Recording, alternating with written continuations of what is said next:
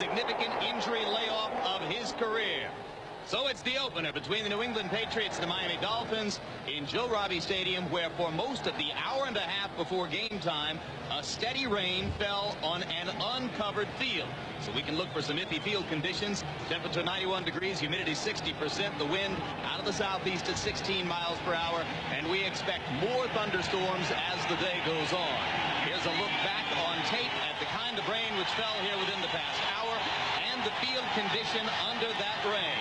And now the Dolphins prepare to kick off as Marino waits on the sideline. New England will receive, and the Patriots will have the ball to begin on offense as Pete Stoyanovich tees it up 1 inch above the grass, and Corey Kroom and Ray Crittenden wait near the goal line to receive for New England. Jim Lampley along with Todd Christensen, happy to be with you as we get ready to kick it off for the Dolphins and the Patriots on this opening day of the NFL 75th season. Crowd just filling the seats now in Joe Robbie Stadium. The rain abated within the past 10 minutes. Stojanovich's first regular season effort off the new 1-inch tee goes to the 8-yard line. Crittenden takes it and gets it back near the 30. Tackle made by Irving Spikes downfield for the Dolphins, a rookie free agent who has made an impression here. New England offensive line, Doug Skeen, a veteran at right guard, pushes Eugene Chung, #1 draft choice of a couple years ago, out of a starting job. Backs and receivers focus on tight end Ben Coates, regarded by both coaching staffs now as one of the very best in the league. Third down package brings in new running back Leroy Thompson and Ray Crittenden to replace the running backs who come off for New England. And on first down, second-year quarterback Drew Bledsoe to pull the trigger for the Patriot offense. Throwing at first down, complete to fullback Kevin Turner, and Turner is out of bounds at the 35-yard line. Michael Stewart forcing him out for the Dolphins. Quickly, the Dolphin defense. Larry Webster starts in place of Jeff Cross at left defensive end today. First time in 91 games that Cross has not been able to start. The eye of the storm, Chuck Bullough, starting at middle linebacker in the absence of Dwight Hollier and the recently retired John Offerdahl. And Troy Vincent played just more than a quarter in preseason. He anchors the defensive secondary. And you saw the names of those who come on for the Miami dime defense. Second down, 3 yards to go for a first down for New England. Number 44, Marion Butts, gets his first regular season carry as a Patriot, and the Dolphins stack him up short of a first down. Marco Coleman making the stop from his defensive end position. And just based on what you saw there of Marion Butts and what you can see at the field position, it is going to be a struggle for running backs in that part. Marlin organization, clearly the eternal optimists, keeping the infield here. It is going to be difficult in the course of the game because of the fact, as you mentioned earlier, Jim, I think there are going to be some more rains, and the mudders are going to be key to the success of both teams today. Third down, 4 yards to go after Butts lost a yard on his first regular season carry for New England. Coates was in motion. The give was to Butts. And the Dolphins make the second critical run stop of the series. Tim Bowens, rookie defensive tackle, along with nose guard Chuck Klingbeil, there to make the stop for Don Shula's team. And the Patriots will be forced to punt from the muddy infield area. Rookie punter Pat O'Neill coming on, and this is not the way he would have envisioned his first NFL punt, Todd. Certainly not. He's going to have to show that he has the composure to, despite the treacherous footing, get a ball off. Don't be surprised if his feet come out from under him. Dangerous returner deep from Miami. Second-year man O.J. McDuffie, who was fourth in the AFC in punt returns a year ago. O'Neill gets it off high and short. McDuffie runs up with a fair catch at the Dolphin 36. So Miami will have good field position to begin the offense outside their 35-yard line. And quickly, a look at the Miami offensive line. Richmond Webb, now the highest paid left tackle in the game, primarily responsible for protecting Dan Marino. Kerry Kirby is the man under the gun to give the Dolphins the running offense that they have lacked for years and lacked again in preseason. When Miami goes to 4 wide, McDuffie comes onto the field. Sometimes Kirby will stay in there. Sometimes you will see Keith Byers staying on the field. Marino's first play from scrimmage in a regular season game since October 10 of last year.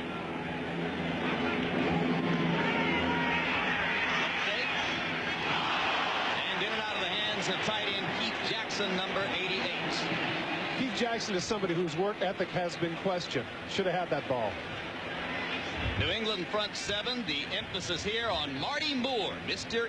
Irrelevant, the last player taken in the draft, number 222. He starts today at inside linebacker. And the new addition in the secondary, cornerback Ricky Reynolds, coming up from Tampa Bay, expected to really help the coverage for the Patriots. When they go into the dime, the extra defensive backs are Rod Smith and Vernon Lewis, backup cornerback. Second down 10 for the Dolphins from the 36. This time Marino's throw into the hands of Ingram, perhaps a little bit behind him, and Mark Ingram was unable to hold on. Here's what Dan Marino had to say to us yesterday about any lingering effects of the torn Achilles tendon. You know, Jim, part of the problem with this is that his Achilles tendon is going to be an easy scapegoat for any problem that the offense has this season for the Miami Dolphins. If anything goes wrong, that's going to be the easy excuse they're going to. Marino out of the shotgun with 4 wide receivers on the field. Kirby goes downfield from the running back position, and the laser shot from Marino across midfield to number 83, Scott Miller, the 4th wide receiver out of UCLA. Myron Guyton and Corwin Brown there to make the stop for New England. This is one of those situations where the pass protection was just too good. This is a deep in route, approximately 17 yards. Miller just curls in the zone. That's a situation where the pass rush has to get to Marino, and it did not. And clearly he was able to step up and throw the ball on a dime there. Good throw by Marino and good plan. First down of the football game belongs to the Dolphins. It's at the New England 48-yard line. Kirby and Myers behind Marino. He gives it to Terry Kirby. And the second-year player out of Virginia has a couple before Mike Pitts makes the stop from defensive end for New England. Last year, Terry Kirby had 75 catches, second most by a rookie in the history of the National Football League. In fact, I think it was Keith Jackson, the other great rookie pass catcher. But the rushing is really the issue there. 3.3 per carry and 390 yards. Clearly, Super Bowl history has taught us that to get to that distance, you have to have somebody that can carry the ball 20 times a game. And right now, even Don Shula admitted to us that he's not sure that he has that back on his roster. Second down, stepping up to New England 45. Marino under center, gives to Kirby again. Good hole. And Kirby gets it down near the 40-yard line. Marty Moore, number 58, is the man who makes the stop for New England, and you got to expect the Dolphins are going to try to go right at him. Accentuating this point, Jim, is the fact that you look over the last 4 years, and clearly the passing game is non-pareil, as everybody's aware of with Dan Marino. But the rushing statistics are the big problem. Interesting point, in 3 of the Super Bowls that the Miami Dolphins were in the 70s and with David Woodley in 82, in rushing, they were 1, 2, and 3 during those years. And Shula is cognizant of that, hence the reason why this year they're trying to accentuate the rushing game. Third down 2. Is it a run or a pass for Miami? In years past, the Dolphins might have gone to the air. This time they try Kirby. And on a slow starting play, Kirby is stacked up short of the first down. Tim Goad, number 72, making the stop from his nose guard position for New England. And isn't that great? There's your classic look of a nose tackle right there. Face in the mud. The vertical jump by Kirby didn't affect him at all. He got right underneath him. Great play by Tim Goad. And as best we can tell from this vantage point, it looks like they're going to go for it. Fourth down 1. The ball is at the 39-yard line. It would have been a 56-yard field goal attempt for Stoyanovich had the Dolphins elected to go in that direction. Now they line up, appearing ready to go for it on 4th and 1. Give this to Kirby. Football is loose in the air and is picked off in the air by Myron Guyton of the New England Patriots. Marty Moore, number 58, the last player drafted out of Kentucky, was the man who made the hit in midair that forced Kirby to cough up the football. And how exciting for Mr. Irrelevant, the last pick in the draft. Watch number 58 stick his head right in there and strip the ball from Kirby. Guyton picks it out of midair. Big turnover for the New England Patriots, who are back on their own 40 when we return. One of the great human interest stories this year is Marty Moore, the last pick of the NFL draft. He's going to knife in here, and Kirby once again goes with the vertical jump. The ball is going to pop out, and Myron Guyton is going to come over here and make the catch. What an engaging young man this Marty Moore was, Jim. Yeah, terrific guy. Great positive attitude. As we said, Mr. Irrelevant, the honor which is accorded to the last player taken in the draft. On first down, Bledsoe throws goes to the recently acquired Leroy Thompson, picked up to be a third down back and perhaps to spell Butts at tailback. Gene Atkins knocks him out of bounds, but it's a big gainer for the Patriots into Miami territory at the 40-yard line. Well, people forget that Leroy Thompson was the man that took the place of Barry Foster last year and led the Pittsburgh Steelers in rushing. So it's not as if he's just a specialist out of the backfield catching the ball. He can run with it after, and you can see right there he delivers the forearm. Good first down gain for the Patriots. Ball at the 39 of Miami. Patriots' first down of the game. Turner in motion. Bledsoe gives it to number 44, Marion Butts, and Butts is again stacked up by the Miami run defense. Chuck Klingbeil moving well laterally from the nose tackle position. This is a situation where the counter trade just took too long to develop. Take a look, though, at the inside linebacker, Chuck Bullock, the one who a lot of pressure is on him. Take a look at number 54 with the wide eyes, a la Mike Singletary. Pat Harlow gets a pretty good whack on him, but he's able to come in and at the last minute contribute with Klingbeil on the tackle. Loss of one on the play, second down 11. Butts so far unable to get on track for the Patriots. Bledsoe dropped back and fires in the flat to number 83, Michael Timpson. And Timpson has first down yardage before he's knocked out of bounds by cornerback J.B. Brown. Take a look at how quickly Bledsoe gets the ball out to Timpson. Timpson's going to come out of his break, and the ball is right there. Watch number 83. There's the break. There's the ball. He never breaks stride. Then he cuts upfield. Normally, when quarterbacks throw this ball, Jim, this is a 7-8-yard gain tops. But because of Bledsoe knowing the offense better, getting the ball out to Timpson on the run, that's a first down. I think that's one of the key differences between Bledsoe last year and this, his sophomore season. Timpson was man up in the slot with Troy Vincent, and Vincent looked a little hesitant. On first down now, Butts breaks loose. Oh, man. There's a flag down as Marion gets it down to about the 22-yard line. One of the least fun things is to have to be a safety and to come up and take on Marion Butts. What a lick he put on. Oh, man. People forget that at 6'1", 248 pounds, this is a man that was timed in 4.55 in the 40. And when he gets it going, this is a load. And here's referee Gordon McCarter. Face mask, 5-yard penalty, number 37 defense. 5 yards, the penalty's enough for a first down. I think that was just a matter of J.B. Brown holding on. Take a look at the momentum that Butts is going to have coming into the left hole. Once again, counter trade. Here comes the fullback coming through. Does a nice job sealing. Atkins comes up and he just runs right over the top of Atkins, and Brown catches his face mask and tacks on 5 yards. So it's first down, 10 to go with the ball at the 16-yard line. Butts gets it down near the 11. Brian Cox makes his first stop of the game from outside linebacker for the Dolphins. Did you notice how tentative Atkins was there as opposed to the last time? He comes up a little bit slower, and you can see Brian Cox is holding on for dear life. You mentioned earlier a couple of series ago that Butts is having a hard time getting on track. Those two runs are going to do a lot for his confidence. Butts looked on to be the battering ram for Parcells in New England that Anderson was a few years back in New York. On second down 5, it's Butts again, this time off the left side. And he fights his way inside the 10-yard line. Marco Coleman holding up the defensive end position for the Dolphins. Bill Parcells has been famous in his years with the Giants for going for it on fourth down. I'm just taking a guess here, but they have 3rd and 3. They could conceivably be thinking 4 downs here and say, okay, we're going to go with Marion Butts twice and see if they can stop him twice on 3 yards. That was something that if I was the head coach, I'd be thinking of here, because that could be something that really disillusions the Dolphins early in the game. Officials mark the ball at the 10. Make it 3rd and 4. Normal set for the Patriots. End around with Timpson carrying the football. And he gets away from 2 men and fights his way down to about the 7-yard line before Gene Atkins makes the stop for the Dolphins. What a tremendous second effort, and an interesting call by Bill Parcells. Normally a little bit more conservative, but he gets the first down. Brian Cox, Jim, was not fooled on the play. Take a look to the left of your screen. Number 51 is not fooled by the misdirection. He sprints right out. He has his eyes set on Timpson, but can't come up with a tackle. Bulla overslides it, and there's a nice block there by Brisby, who knocks J.B. Brown out of the play, enabling Timpson to get the first down. So the excellent block by wide receiver Vincent Brisby sets up the chance for Timpson to fall forward for the first down, and it's 1st and goal New England at the 6. Double tight end set now for the Patriots, and there's timeout on the field. Bledsoe will go talk it over with Parcells. We'll be back to Joe Robbie Stadium in a moment. Hey, you know what? Jim Lampley along with Todd Christensen. 5:58 to go in the first quarter. 8th play. The New England drive coming up. Second possession for the Patriots. So far they've gone 53 yards in 7 plays to set up first and goal at the 6. Marion Butts in with the football.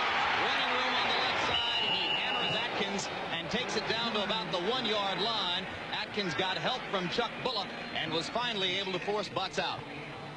I tell you something, Gene Atkins, the free agent from New Orleans, got a pretty good chunk of money to come to the Dolphins. And in 3 plays, he has already earned his money, taking on big Marion Butts and riding him out of bounds just inside the 3. That's the 3rd time he's had to run roughshod on Butts in this series. And I tell you, he's got to be in some pain. It'll be 2nd down, goal to go. They mark it out at the 2-yard line. Right set for the Patriots. And Butts again with the football. And now he gets it down to about the 1-yard line. J.B. Brown coming up from the corner to wrap Butts up and keep him out of the end zone. One thing I've never understood, Jim, about this is that clearly they've been running effectively with their normal set. Then all of a sudden you go into your goal line set and you decide to run. What does that do? It packs everybody in. It limits the spaces, and all of a sudden a big guy like Butts doesn't have the same amount of room to run in. I'm surprised, too, that they don't just go with the regular set and go with their standard running game and not allow the Dolphins to pack 8 people in between the hashes. 3rd down. 1 yard out. Still the goal line set. And it's Kevin Turner with the football. And the 3rd-year fullback out of Alabama has it over the goal line. Patriots jump on top.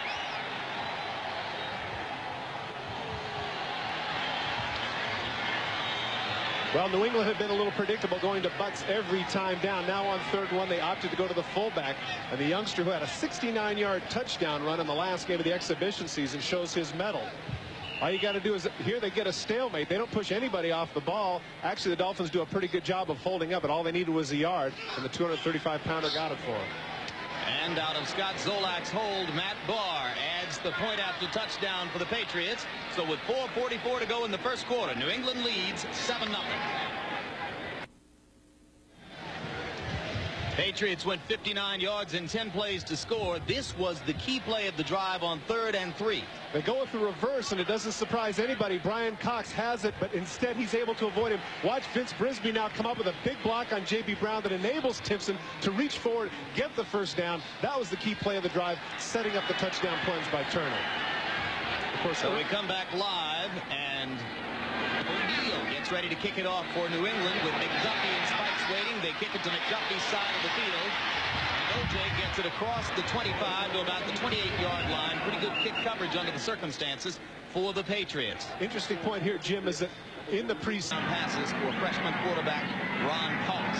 Now 1st down 10 for the Dolphins at the 28-yard line, and Kirby on 1st down has covered across the 30 to about the 31. You know what, Jim, getting back to Paulus, how many times do you get a situation where somebody actually, I mean, you're somebody who's in the boxing business, how many... 2nd down 8 for the Dolphins after the 2-yard gain by Kirby on 1st down. Marino finds Kirby out of the backfield, and the young man who had 75 catches a year ago is to the 35 before he's brought down by Marty Moore and Chris Slade. I think it's pretty important here that the Dolphins get a 1st down. They don't want to go 3 and out, particularly now that New England had just scored, has a little momentum going. 4 wide receivers on the field for the Dolphins. The dime on for the Patriots. 6 defensive backs. So here comes Byers out of the football game for Miami. I'm surprised, too, Keith Jackson is out of the game. He's one of the few tight ends left in the National Football League that stays in on 3rd downs, or did. Now they're going exclusively, it appears, with their 4-wide package. Dan Marino out of the shotgun. He can get the football beyond the 39-yard line to pick up the 1st down. Plenty of room for the 1st down and more. Out to about the 45-yard line before Myron Guyton finally caught up to Kirby and knocked him out. Depending upon what generation you are, that's the Utah pass or the shovel pass. Terry Kirby underneath makes Slade commit to the quarterback, and he pitches underneath. Good job of blocking by the front line. Kirby getting the 1st down and another reception. The Utah pass. Yeah. That would be Cactus Jack. There you go. Very good. 46-yard line, 1st down for the Dolphins. Their 2nd possession of the football game. The Patriots got a touchdown on their 2nd possession.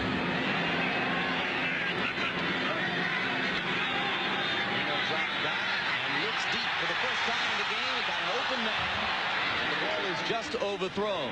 Ricky Reynolds on the coverage for the Patriots as Mark Ingram was getting downfield for the Dolphins.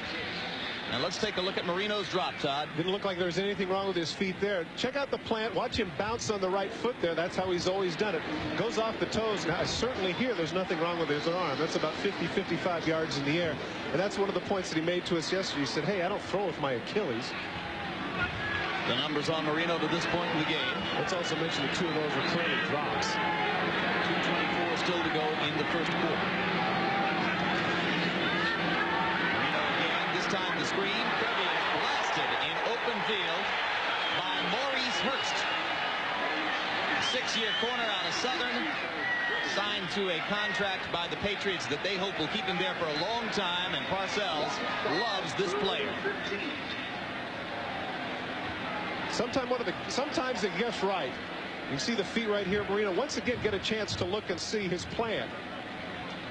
Take a look at the feet. They're not fooled at all by the screen. Maurice Hurst saw that coming a mile away, and you can see there a number of the New England defenders saw the exact same thing.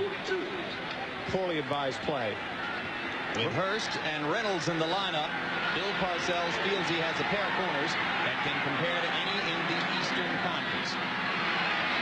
Marino down the field on third down, and this time he gets the ball to Ingram underneath the coverage. Ingram breaks the tackle and gets it deeper into New England territory about the 35-yard line. Rod Smith finally making the stop for New England. Now, Jim, they're going to bring the ball back, and it's going to be interesting where this spot is. It's very close to the first down marker, and I don't think the fans are going to be very happy about it. Once again, great protection by the front line. Marino has plenty of time, and a very deep hook by Ingram. Now, let's see if his knee goes down. Does his knee go down? It looked right there that it was just down on the right hand, but they're going to bring it back.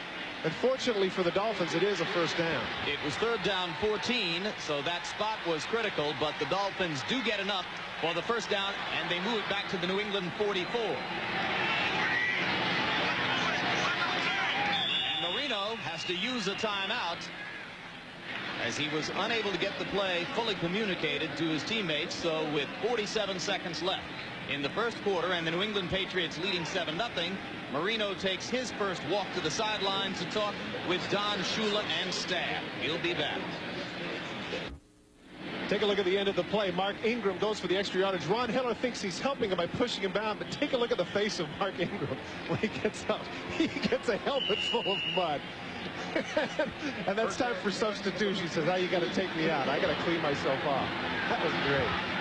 He never got that mud blot on the AstroTurf at Giants Stadium. Artificial turf, I should call it.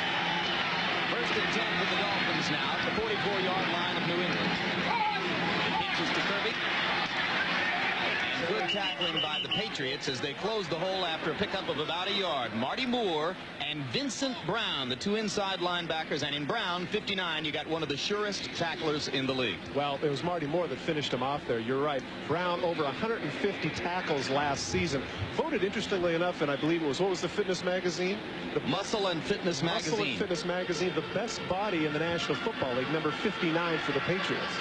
Mentioned that to one of his Patriots teammates, and he said, "Oh, no question. Not even a contest." Second down, 7 yards to go. They give Kirby credit for 3 on that play. Marino looking down the right side. Open man. In and out of the hands of number 80, Irving Fryer.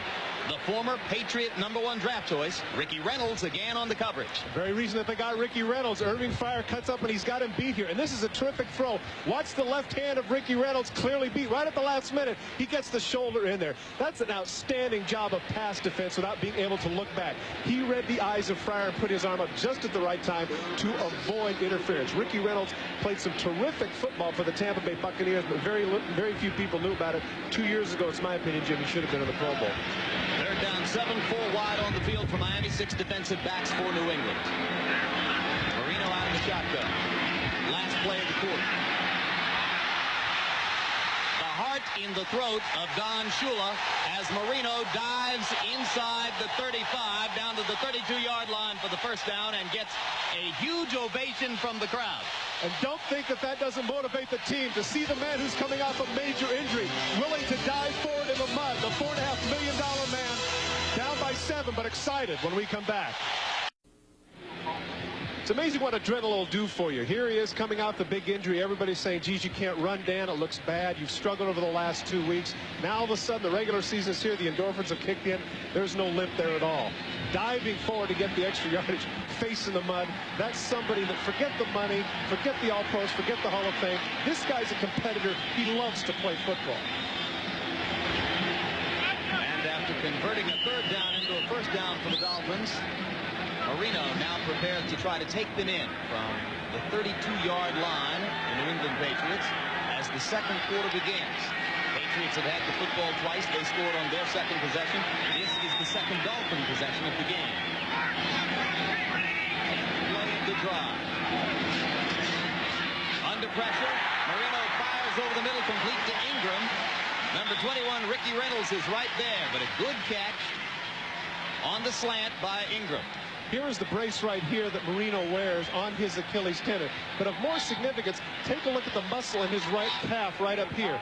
Compare it with the left one, and clearly you can see that it's atrophied.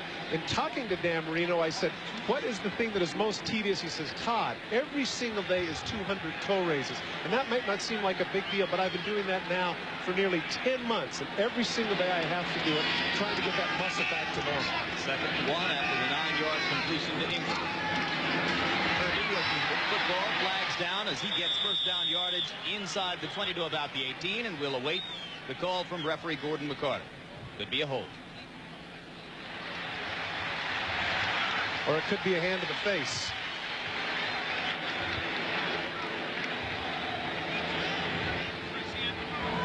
Illegal use of hands. Number 72 defense jammed to the face. 5 yards, automatic first down. Beautifully done, Todd. First down for the Dolphins. That's such a tough call, though. You know, here you are battling all the time, trying very hard, and sometimes your hands can slip off and come up in the face. And by the way, story regarding Tim Goad, very funny yesterday when I ran into him. You know, we were talking about the thing about Vincent Brown, and I said, but Tim, you're a close second. And he burst out laughing. He said, not a chance. But he did concur with what you said. Vincent Brown, clearly an absolute stallion physically. 13-yard line, first and 10 for the Dolphins. Marino throwing, and it's batted down in the crowd at the line of scrimmage. Mike Pitts and Tim Goad were both rushing with their hands up, and one or the other got a hand on the football. So it will be second down 10 for the Dolphins, who have sustained this drive, converting a couple of third and longs along the way.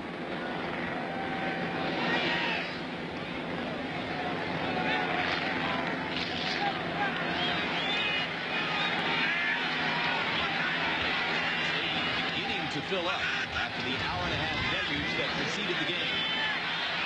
Good protection from Marino, and he finds the target underneath. Terry Kirby down to the 2-yard line. Vincent Brown there with the tackle. Watch to the left of your screen. One time Chris Slade is finally going to get around Richmond Webb, but this is the advantage of the quick release. Looks like he's going to get creamed at the last minute. That flick of the wrist getting the ball to Kirby. Dan Marino has, without a doubt, the quickest release in the National Football League, and it just frustrates defensive linemen. Look at him set up, the right foot planted. You know, one of the things he emphasized to us yesterday, Jim, was the fact that he said, look, all that other stuff was practice in preseason. You never know what's going to happen when it starts. The big show, meaning the regular season. And on first and goal at the 2-yard line, Kirby is stacked up short of the goal line. It'll be second down from inside the 1. Marty Moore and backup linebacker David Bavaro, number 52, there to make the stop for the pass.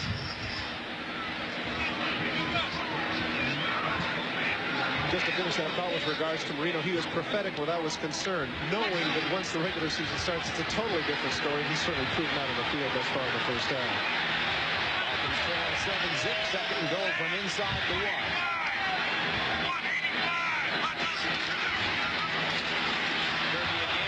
Again, the middle of the New England defense is more than equal to the task. Goad and Brown stacking it up there for the Patriots. And a flag is down on the far side of the field.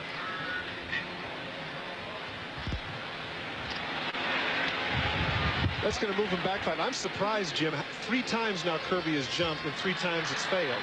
One time he jumped up, he got stuffed. The other time he fumbled. Now this time he gets completely enveloped. 2 men moving and not resetting before the snap. 5 yards. Repeat, second down. So now an entirely different situation for the Dolphins as they'll move the football out to the 6-yard line. Good look at Bernie Kosar, the new backup quarterback for the Dolphins. Regarded by many, including our studio commentator Joe Gibbs, as a potential critical factor in the AFC East.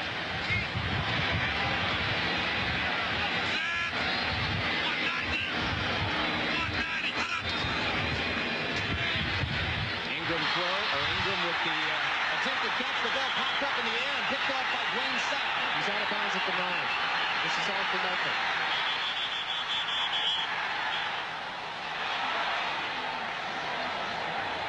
So an interception for the Patriots to avert the Dolphins scoring threat. You see Dan Marino's anger. The ball was into the hands of Mark Ingram, number 82, and then popped back up. Well, clearly frustrating because the ball is right there. Here to Keith Byers. It's Byers. Very catchable ball. He almost gets it at the last minute with the right hand. He pops it up incidentally. Another break, another big turnover for the New England Patriots. And you saw Sabb's foot out of bounds. We'll be back.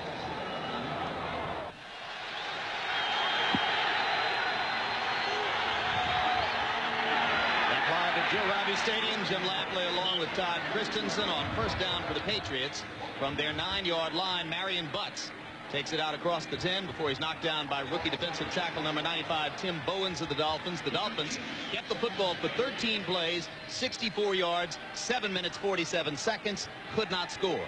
That was not a happy man after that. You saw him getting off the field. He was very, very angry. He was screaming at some people. You can see right there, still pointing. Not very happy about what happened on the field there. The ball at the 13-yard line, 2nd and 6 after the 4-yard pickup by Butts. Bledsoe throws in the flat, complete. For first down yardage across the 20 to the 23, Vincent Brisby makes the catch. J.B. Brown with the stop. Conservative throwing down here. Good decision by Bill Parcells. Short passes, getting them out of here. Getting out of deep in their own territory. He said that he's not as conservative as everybody thinks. He's got the great quarterback and he's going to use it. First down with the football marked at the 24. Once again. And this time he stopped in his own backfield before he can get going. It was number 90 Marco Coleman penetrating across from the defensive end position. Take a look at the interception. Watch at the end Byers' right hand in an effort to get the ball on the second try after one handing with the left hand. Watch his right hand is actually going to flip it up just as he's about to fall down. He reaches up there, and that's when the pop-up comes up for Sapp to make the catch. And Jim, as you pointed out right there, he steps out of bounds at the 9-yard line. It's still a big turnover for the Patriots. On second down 11, Butts out of the football game. Leroy Thompson in a tailback for New England. Bledsoe gets it away on the screen, and it's Thompson with the football, but he's wrapped up by Brian Cox, the big play linebacker of the Dolphins. Great play by Brian Cox, not just on the tackle, but the way the screen was set up. Unlike the Dolphins screen, watch the left of your screen, number 51. They set this up very well. Watch the vertical jump. He jumps over the block of Cratch, comes back, and makes the tackle. Great play by Brian Cox. Dolphin defense looks to Cox for leadership and inspiration. One of the fieriest players in the league. Third down 11 now from the 23. Regular set for New England. Bledsoe down the middle.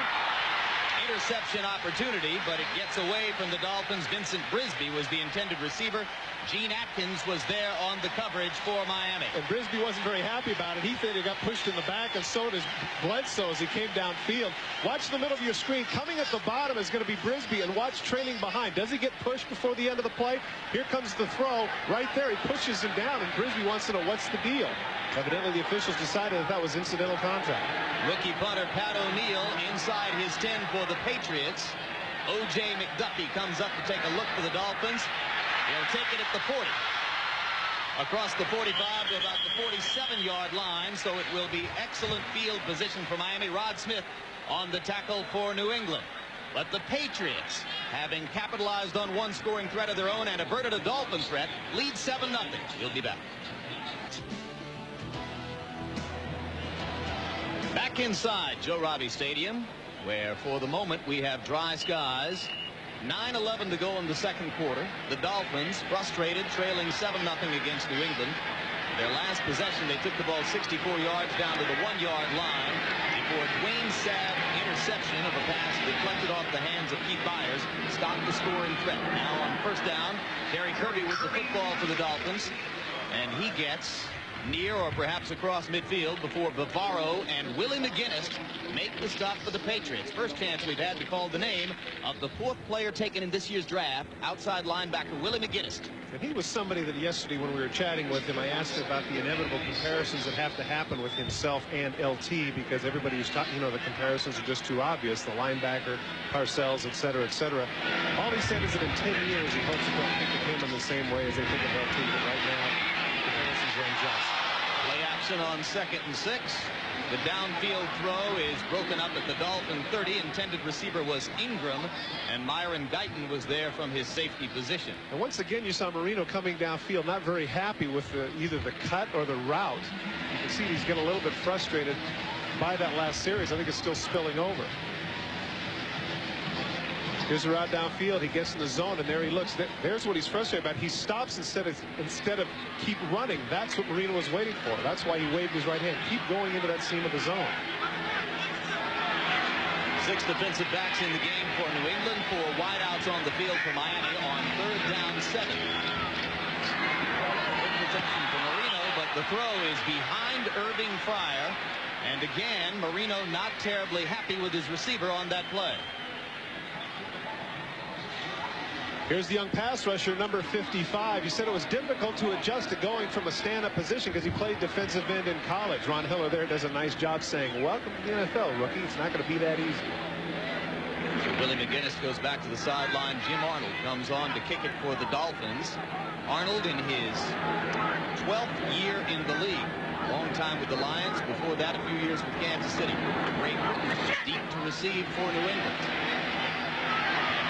Takes it at the 10, gets away from the first man. Near the 20, he's knocked down at the 19-yard line. Chuck Bullough, number 54, downfield to make the tackle for the Dolphins. It's 7-0 New England, and we'll be back. Back live, Patriots sideline in Miami. Cool zone. Yeah, that Tim Goad, he's a cat that likes it. He's a cat that really likes that cool zone. He grooves on the cool zone. Temperature 91 degrees on the field at game time. First down and 10 for the Patriots just inside their own 20-yard line. Play action, Bledsoe looking downfield, and he's got his man. Michael Timpson is out of bounds at midfield, knocked out by Michael Stewart, but a 30-yard pickup on first down for the Patriots. Short corner by Michael Timpson. He runs not the deep corner, but the short corner underneath. Watch number 83 here. Weave a little to the inside, break to the out. Not as deep normally, but look at the throw. Right on the mark between 2 defenders. Nice throw by Bledsoe. Dolphins picked up Michael Stewart to play strong safety as a free agent from the Rams. The knock on him is that he can get beat deep from time to time. Well, clearly that was a zone coverage, and he certainly doesn't match up man for man with Timpson. On first down, butts the football across midfield about the 49-yard line. It'll be 2nd down for New England after the tackle by Chuck Bullough from his middle linebacker position. Rick Meyer set an NFL rookie record last year with 2,833 yards passing. But what if Drew Bledsoe had played all 16 games, Todd? Well, I think that clearly he would have been past Meyer, and everybody got excited about the records that he set. But here's the projection if he'd had those other 3 games. 3,000 yards and 18 touchdowns by a rookie in his inaugural season in the NFL. That'd be nothing to sneeze at. On 2nd down, 7, butts out of the game. Thompson in at tailback. You see the numbers on Bledsoe. This is Thompson. Good yardage down to the 45-yard line. J.B. Brown making the stop from his corner position for Miami. Bringing in Thompson is a little bit of a change of pace. They get used to getting banged around with butts between the tackles, and suddenly they have a guy that can bounce to the outside. Thompson is somebody who really didn't necessarily get his due in Pittsburgh, didn't get his opportunities because of Barry Foster. And of course, the rumor was that they got him because of the injuries to the others. I think that if everyone would have been completely healthy, they still would have wanted to acquire Leroy Thompson here in New England. It was crowded for a while in Pittsburgh with Barry Foster, Tim Worley, and Leroy Thompson. Now only Foster remains. 3rd down, 2 yards to go for the Patriots. Need to get the football to the 42 for a first down. As Thompson is thrown for a loss, it was Chris Singleton, number 55, who burst across the line for Miami. I don't think that New England got the playoff in time, but Gordon McCarter didn't like the way he was hit, and I think he's going to call a personal foul.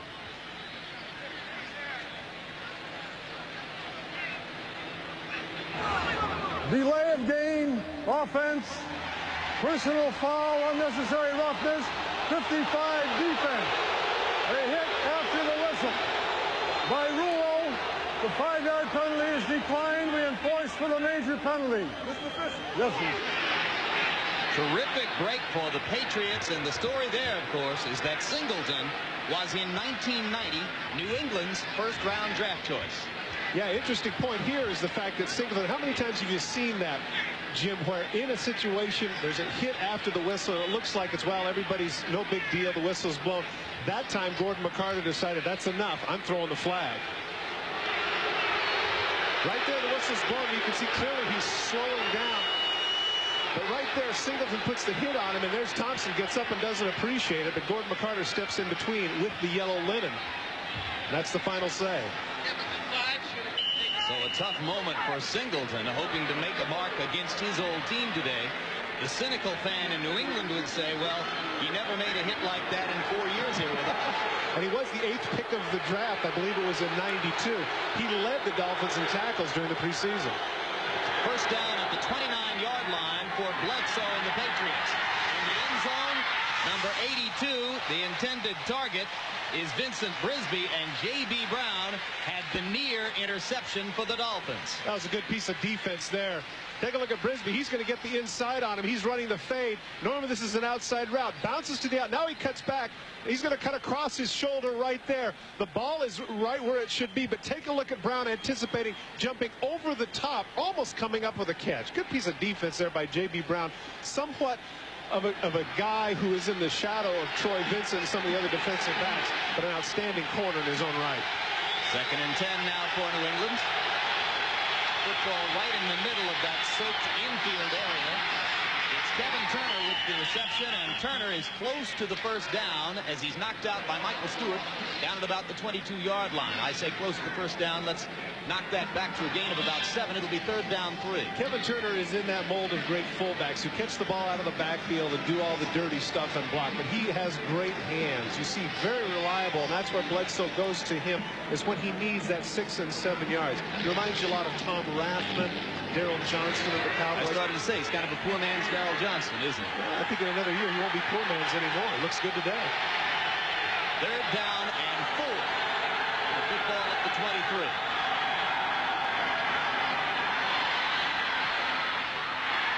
Underneath to Michael Timpson, and Timpson is close to the first down as J.B. Brown wraps him up from behind. It looks to me as though he's got the necessary yardage to move the chains. And one of the advantages, Jim, of being in the mud, if you notice this, is when Bledsoe went back to pass, when he faded back, the pass rushers couldn't get anything going. Timpson just runs what's called a little delay route. Looks like he's going to go someplace, but instead just circles up underneath the zone. The Dolphins a little bit too deep to prevent the first down.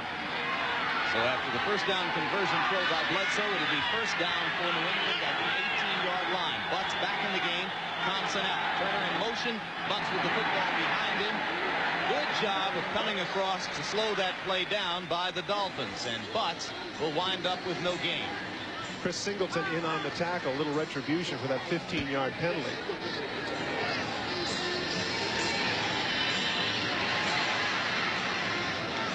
One of the effective things of this drive, Jim, is not simply the fact that they're getting into scoring position, but they're taking a lot of time off the clock now at 4:30 and running.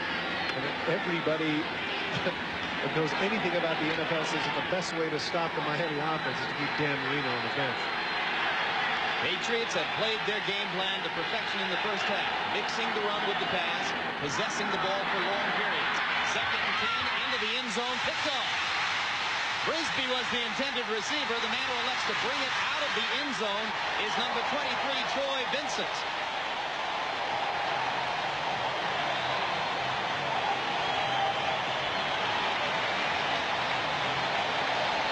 So just as the Patriots averted a Dolphin scoring threat with an interception, now the Dolphins return the favor.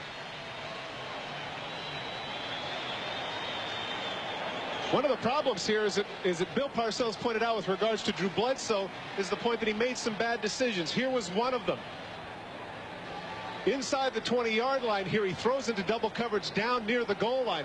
Take a look near the goal line, right around here. That's double coverage. Look at the two Dolphins waiting on the ball. He forces it up there, and the tip by Atkins enables Vincent to come up with the football. And Vincent, as you saw, got it out to the 9-yard line after choosing to bring it out of the end zone. So Atkins and Vincent teaming to force the interception, and the Patriots come up with no score. On first down, Terry Kirby with the ball for the Dolphins, and flags fly as Kirby gets across the 10 before being knocked down by Ray Agnew. Marino was screaming back there, screaming for the face mask penalty, and then finally Gordon McCarter saw it and said, "Okay, Dan, I see it," and he threw the flag.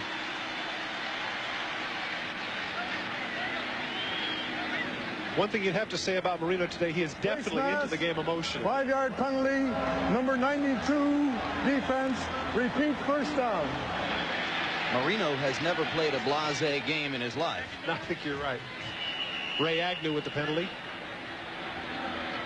Dan Marino with his arms out wants to know if he's got the right formation for what it is he wants to do. His frustration now with the coaching staff. He's frustrated at everybody, pointing out receivers and running backs and coaches. Well, the Dolphins didn't play very well in their last 2 preseason games, so they needed to reshuffle things a little bit coming in here today. On first down from the 18, Kirby gets outside and gets good yardage out to the 25-yard line before being knocked out of bounds. Vincent Brown was there, along with Harlan Barnett, strong safety, to make the tackle for New England. Well, this is certainly something that Don Shula wants to see. 5 yards of crack here running the football. And Terry Kirby, as we mentioned at the outset, somebody that has to really establish himself as an NFL runner, not just a pass catcher.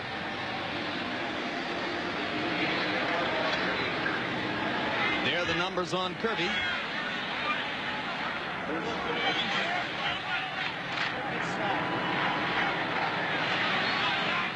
McDuffie in the football game for Ingram at wide receiver for the Dolphins. The pitch hand to Kirby. And good running room around the right side.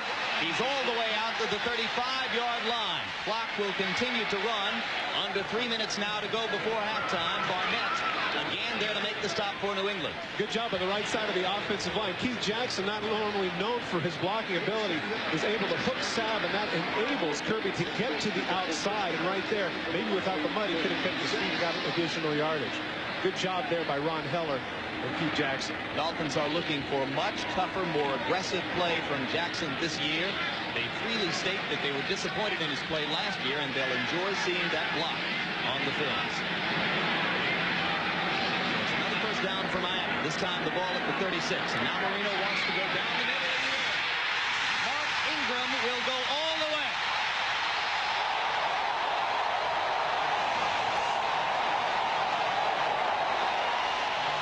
Marino's back.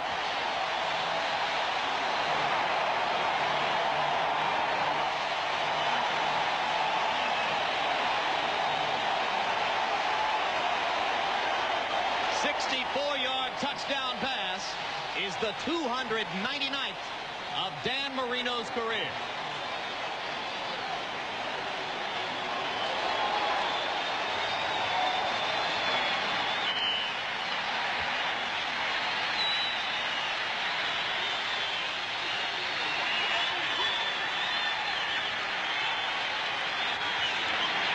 Stoyanovich to tie the football game.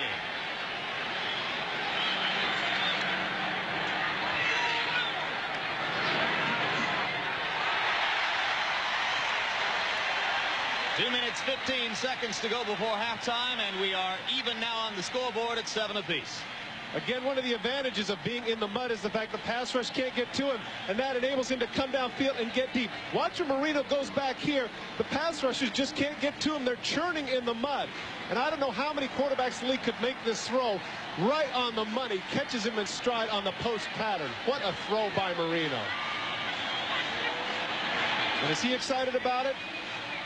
Take a look at the short post. This really isn't that bad of coverage by Hurst. He beats him by about 1.5 yards, and he's thinking right there, I've got him covered.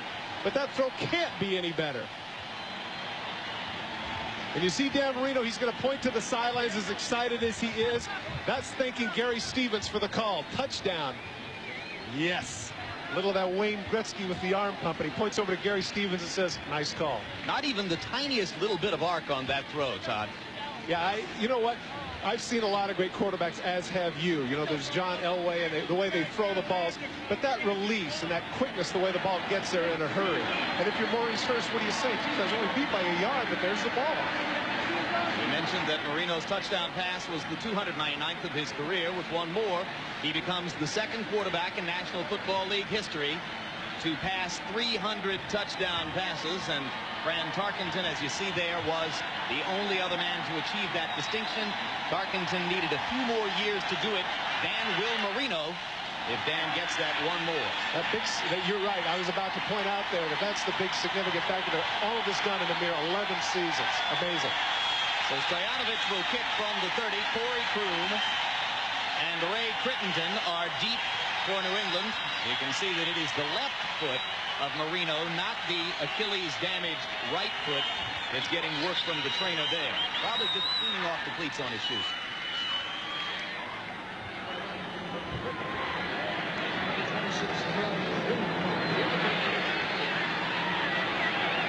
In case you've just joined us, we're in the second quarter at Joe Robbie Stadium in Miami, where the New England Patriots took a 7-0 lead in the first quarter on a 1-yard touchdown run by fullback Kevin Turner.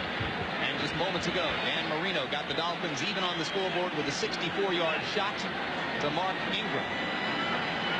If you just joined us, that's too bad, because maybe this hasn't been all that artistic, but this has been a good football game. I like the way it's been played. Physical, you know, a little bit of the mud. I like it. It's been good. That drive for the Dolphins, more than 90 yards after the interception that stopped New England's threat. Crittenden with the kickoff. It's across the 30 to about the 32-yard line before halftime. Let's see what Bledsoe and company can do now from their own 32. Tailback is Thompson, number 36, who has split time just about evenly with Fox here in the first half.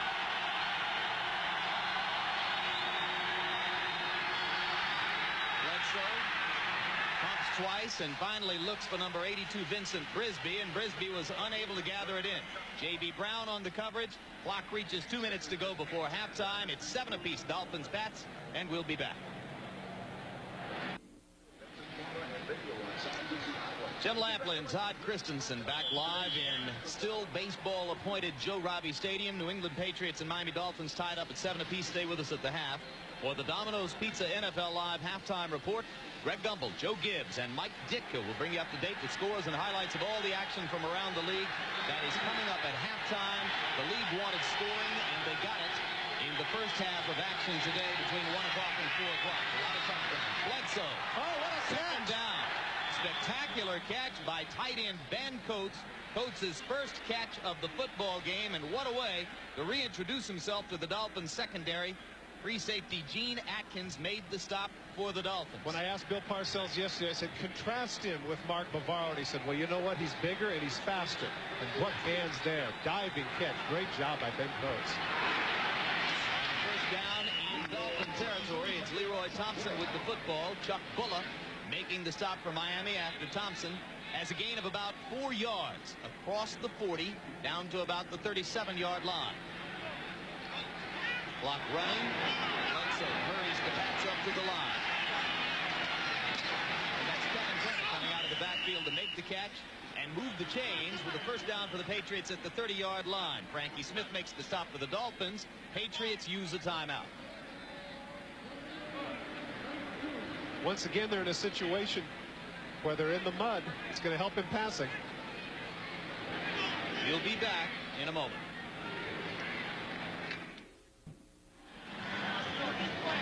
We mentioned that there was no tarp on the field when rain fell for an hour and a half prior to today's game. And as a result, the baseball infield section of the field is a quagmire.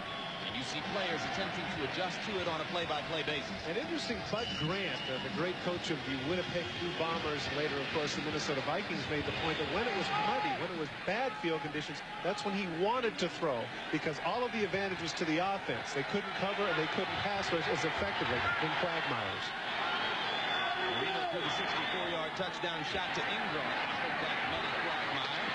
Now in it, Bledsoe completes to Vincent Brisby. J.B. Brown knocks him out of bounds. Patriots stop the clock with 1 tick under a minute to go before halftime. I guess it's too easy to say that a year later he has a lot more experience, a lot more poise, et cetera, but it does look to me like he's much more in command of the offense. He doesn't look like he's questioning anything that comes in from the sidelines. He's much more self-assured than he was last year. And of course the issue too is that he's healthy. Parcells' quote on Bledsoe in that regard, and it's typical Parcells. Well, at least now he knows that there's a lot he doesn't know. It's better than last year when he didn't know how much he didn't know. Second down 3, play fake. Bledsoe has a man. What a catch! That's Kevin Turner held on. Troy Vincent with the hit. And Kevin Turner held on to the football. What a terrific catch. He's got the out and up route on Brian Cox man for man. Troy Vincent, it appeared to me, had time to get in front and knock the ball down, but instead goes for the knockout and pays the price because Turner makes the catch. And Turner goes off the field. And now the clock stops with 31 seconds to go. Here you see Kevin Turner. Kevin Turner's a man of motion. He's going to go out and up on Brian Cox. Now at the end of the play, you're going to see that Vincent is going to come over and lay the lick on him. He has him beat, but it looks like he has time to jump in front and bat the thing down. Instead, he goes for the big knockout, and Turner is going to have nothing of it. What a great catch by that young fullback, hanging on and taking that shot from Vincent. Knowing that it's going to come and still making a catch. Second or third terrific play in the football game for Kevin Turner, the third-year player out of Alabama, and after a 1-play absence, he is back on the field. Now that's some toughness there.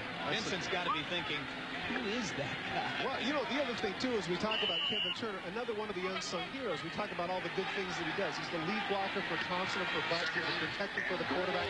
And it seems, particularly in the last 2 series, every time Bledsoe's needed a completion, that's the man he's gone to. And after Bledsoe's clock stopper, it is second down goal with, as you see, 31 seconds left. Bledsoe throws to Coates, and Coates holds on. Atkins was there on the coverage, but a big play from quarterback and tight end, and the Patriots get the touchdown before halftime. Jim, you're absolutely right. That really wasn't a terrific throw at all. But Ben Coates makes the great catch. Barr will come on to try to add point number 14. Matt Barr, one of the small number of Parcells-approved place kickers in the league. And out of Zolak's hold, the kick is good.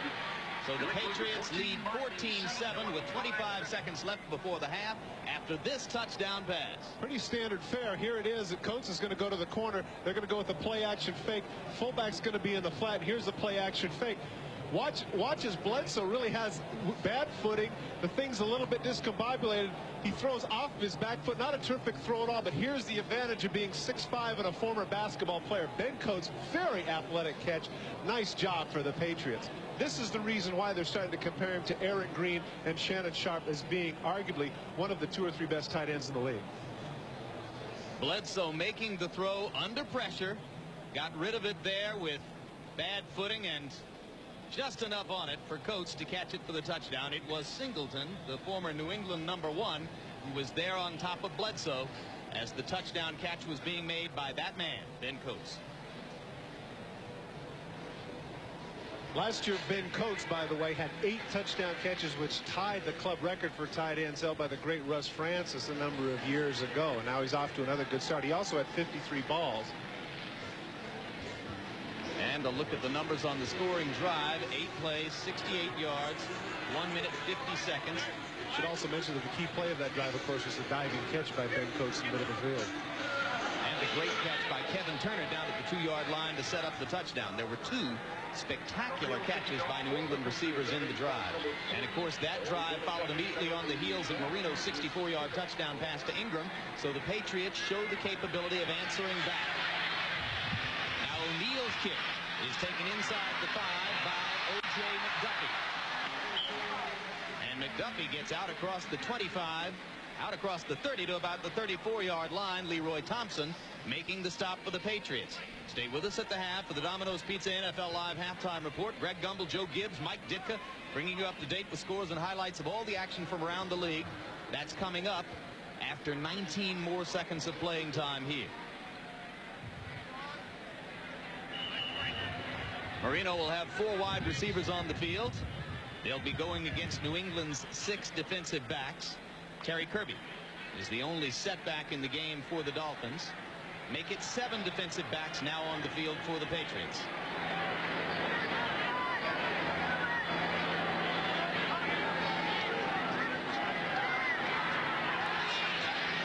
Plenty of time, as you might expect. Good shot to number 81, McDuffie. He gets across the 50 to about the 47 before Corwin Brown makes the stop for the Patriots. You notice Dan Marino right on top of things, too. He actually called timeout before the run was over. He was still on the run, and it was interesting because Gordon McCarter's telling him, wait, we got to see the plays dead. And then no, stop the clock now. He's not going to run that much farther anyway. And that man's not very happy. He's saying to himself, we've got 7 defensive backs. How could you let that happen? Ricky Reynolds is high-priced free agent. He's screaming at it, not pleased at all. That's not what he was saying about Reynolds behind his back yesterday, when he was considerably more courteous to the new acquisition. Well, there's something about the sidelines, Jim, that gives you the idea that it's very different. The emotions are high. Dan Marino the same way. Very, very passive yesterday, very casual. And all of a sudden he puts on the uniform, and it's a different situation. It's a Jekyll and Hyde. The season has begun. Good. Parcells blistering Reynolds there, much the way he consistently blistered his rookie quarterback Bledsoe in front of Patriot crowds at Foxborough a year ago. Well, in this case, I think it was very justified. You got 7 defensive backs. There's no way you should be giving up a nearly 20-yard gain there. From the 47. Time for as many as 3 plays.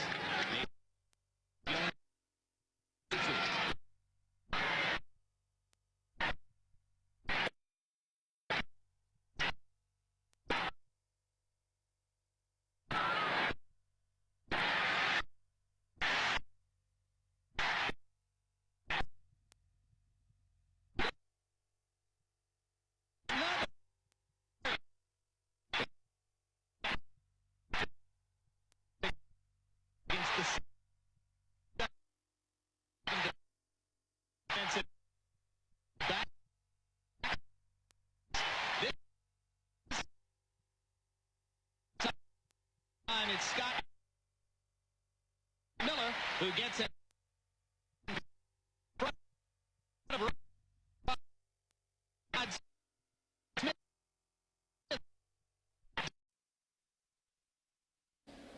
At Joe Robbie Stadium, where the rain has not fallen since before the game and the field has dried out just a little bit. Patriots lead the Dolphins 14-10. Jim Lampley and Todd Christensen here with you. And we've got a pretty even football game, Todd. Yeah, I would say so. I think at the end of the half, though, there was something that Bill Parcells did not like. You know, they had the momentum of coming down to the 2-minute drill, scoring. It's 14-7, but giving up the field goal, I think, might have given the momentum back to Miami because they're going to receive in the second half. A quick look at the Coors Light halftime stats, and you'll see that both quarterbacks, Bledsoe and Marino, were able to get off in the first half. Yeah, nearly 200 yards by both teams. That would seem to indicate more scoring, but the defense has done an adequate job, and you're right. Quarterback comparison is going to be a situation to where is something interesting. And here's a look at the quarterback comparison. You can see that Bledsoe was 13 of 18, Marino 10 of 18. Marino with more yardage, much of it on the 64-yard touchdown shot to Ingram. Both with 1 touchdown. Both were victimized by interceptions near the goal line. Well, we've been talking a little bit about the injury on the right. This is pre-injury. Take a look at how he backs up there on the AstroTurf. Bounces on the right foot and seems to be pretty capable. Right there you can see no problems. Leans forward. Now let's take a look at him after the injury here to the left, the touchdown throw. Now a lot of us realize that this is the mud, but I don't see that much difference anymore. I don't see the gimpiness. And of course there's always that magic arm.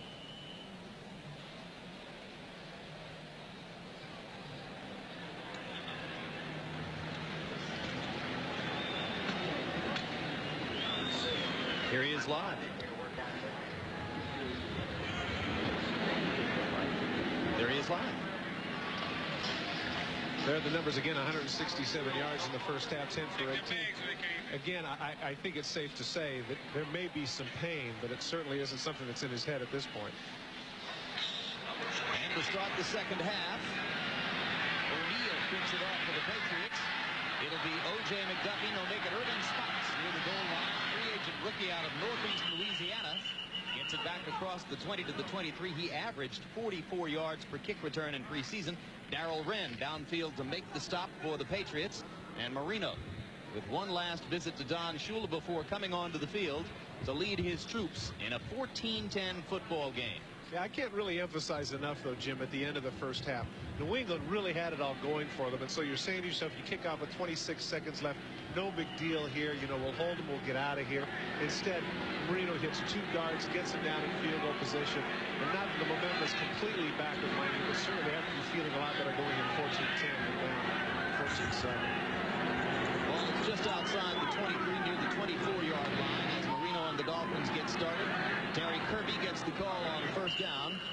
And Kirby, who struggled to gain rushing yardage in the first half, is knocked down by Vincent Brown and Mike Pitts after a pickup of just a couple to the 20-yard line.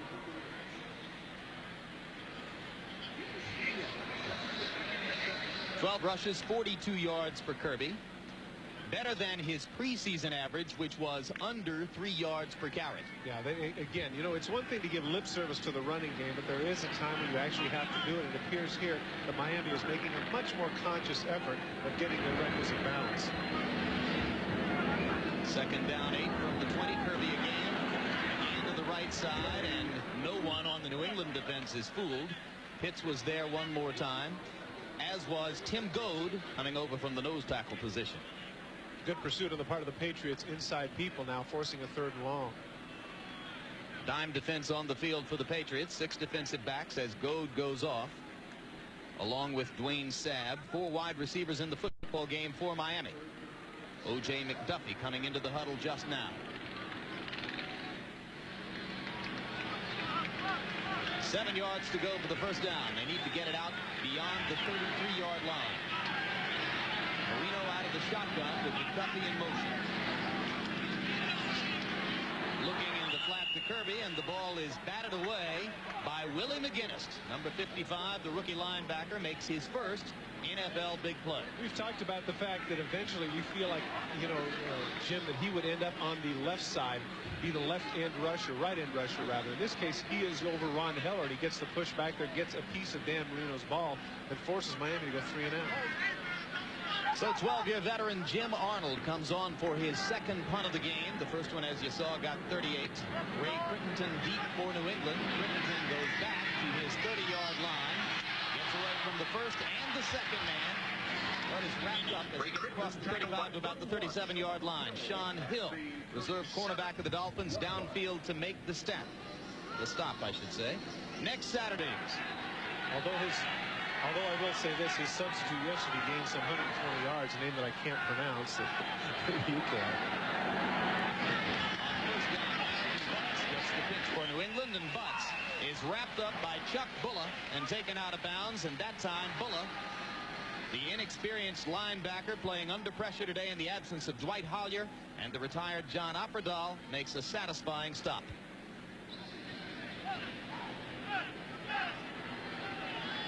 Chuck Bulla, 8th round draft choice a couple years ago on the part of the Eagles. Practice squatter who played in 3 games for the Dolphins last year. He was quite calm in our discussions yesterday about the prospect of starting the game today. And he's held up reasonably well. Second down 10.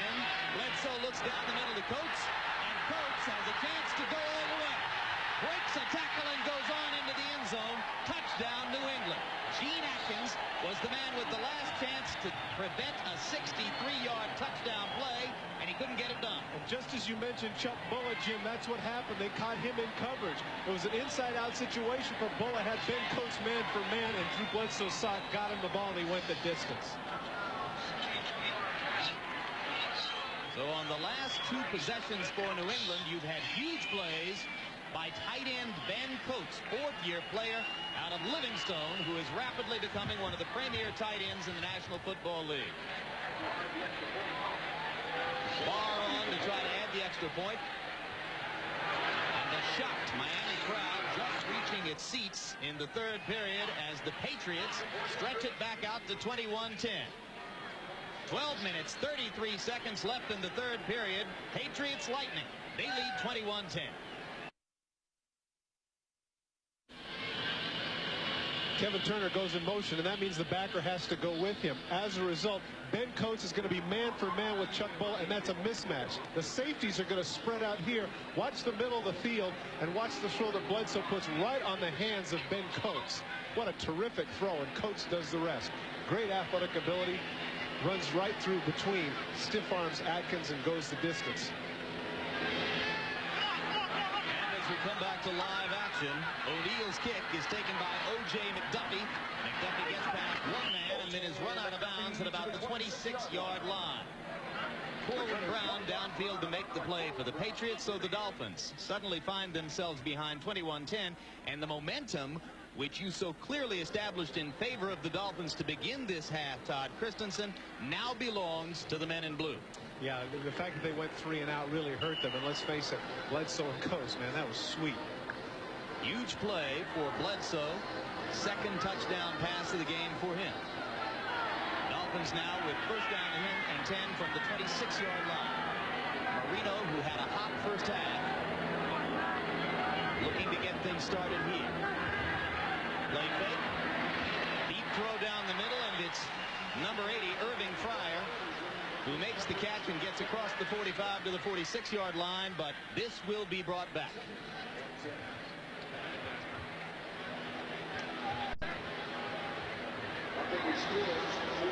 Irving Fryer last year, a 1,000-yard season, one of only 7 players who have ever done that in history to have 1,000-yard seasons with 2 different teams. Take a look at that in the first 5 years of his career, only 31 catches per season. Now in the last 4, 60 per season, like fine wine, getting better. This was an incomplete call. Yes, they say that Fryer did not make the legal catch. It'll be second down 10. This time Marino drops straight back. Almost sacked for the first time today, but gets it away to Terry Kirby. And the Dolphins salvage a 6-yard gain out of what was almost a sack. It was Tim Goad who got in on top of Marino and almost got the sack. Here are the number of people. Look at the company that Irving Fryer keeps with regards to 2,000-yard seasons and 2 separate teams. A lot of very good players there. James Lofton, potential Hall of Famer. Wes Chandler, of course. Harold Jackson. Art Pell, the great one with the Raiders and the Jets. Del Schaffner, and of course the exuberant Tommy McDonald. I think you would make the case that Fryer, for all of his accomplishments, is the least accomplished name on that list. Good point. And he's been a very good player in 2 locations. Third down, 5 yards to go. Dolphins need to get the football to the 31 for a first down. Marino again under pressure.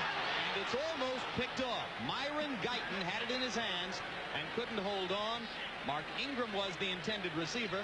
Willie McGinnis was the man who put the pressure on Marino. Well, what's happening now is they're starting to get some pressure, and he wanted to throw this ball just a little bit sooner. Myron Guyton able to sit there on Ingram, wait till the last minute. He's frustrated. He knows he should have had that one. Jim Arnold now comes on to kick it away for the Dolphins, and an angry Dan Marino comes to the sideline. Ray Crittenden waiting at his 25-yard line. Crittenden backpedals to the 20. Now steps through a gap and is belted and knocked to the turf at about the 26. It was Frankie Smith roaring downfield to make the stop for the Dolphins. 11:14 to go in the third. 21-10. We'll be back.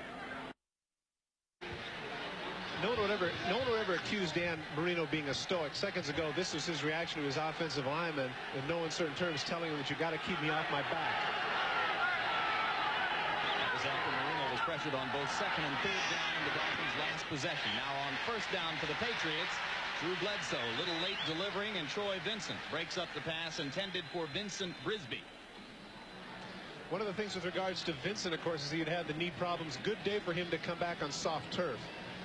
No, Bill Parcells must have said something at halftime. I mean, personally, I think that halftime speeches are overrated in the 11 years I played in the NFL. But clearly, whatever he said was the right thing. The defense came out, stopped him on 3 plays, came back with a touchdown, and then they stopped him again. Indeed, the first 4 minutes of the second half belonged to the Patriots. On second down, Butts with the football has a gain of just a couple. Obviously, the Dolphins came in here loaded up today to stop the running game. to give Chuck Bullis some help at middle linebacker in stopping the thrusts of Marion Butts. Marco Coleman with the tackle there. Well, of course, in the process of doing that, that's enabled him to get some play-action passes that clearly have been successful. That's less than 2 yards of carry, so give Bullock credit. He's been doing a pretty good job. They've done a good job of bottling up Butts. They've had trouble with this man, Drew Bledsoe. Third down, 8 yards to go. Turner in motion out of the backfield. Bledsoe looking for Coates again, and this time the pass was poorly thrown as Singleton was there on the coverage. Well, Bledsoe had decided before at the snap of the ball that he was going to Coates, but Coates could not weave his way through the 3 linebackers there in the middle of the field, and as a result, Bledsoe couldn't come off to a secondary receiver.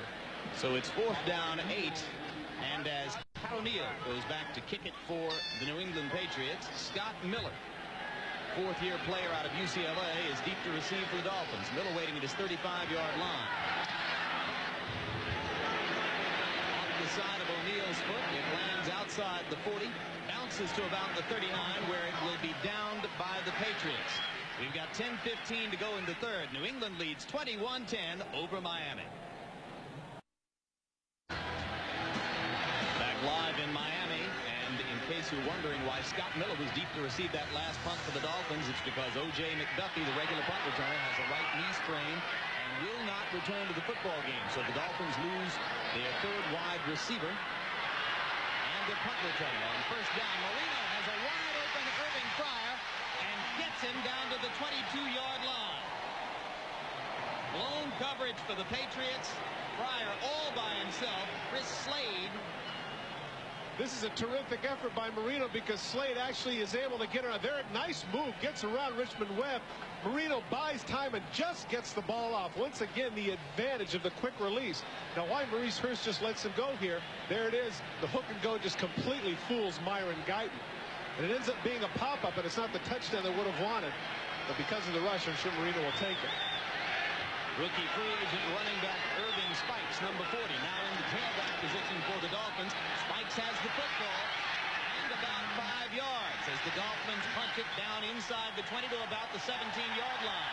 Vincent Brown on the tackle for New England, and the crowd responds to Spikes because he, with a great preseason effort, not only made the ball club, but became a crowd favorite here. Well, it's certainly, you know, as you mentioned earlier, 40-plus yards on kickoff returns. Here is somebody that can do it between the tackles as well. And he was somebody that, when I asked Don Shula yesterday, I said, "Are you going to get this kid some carries, you know, from scrimmage?" And he said, "Absolutely." And so here he is. 5-yard pickup for Spikes. 2nd down 5 as the Dolphins try to regain momentum, lost in the first minutes of the second half. Spikes with the football, and now flags flies. He goes inside the 15 to about the 13-yard line. When 2 different officials throw the yellow flag at the same time in the middle, you know that's holding.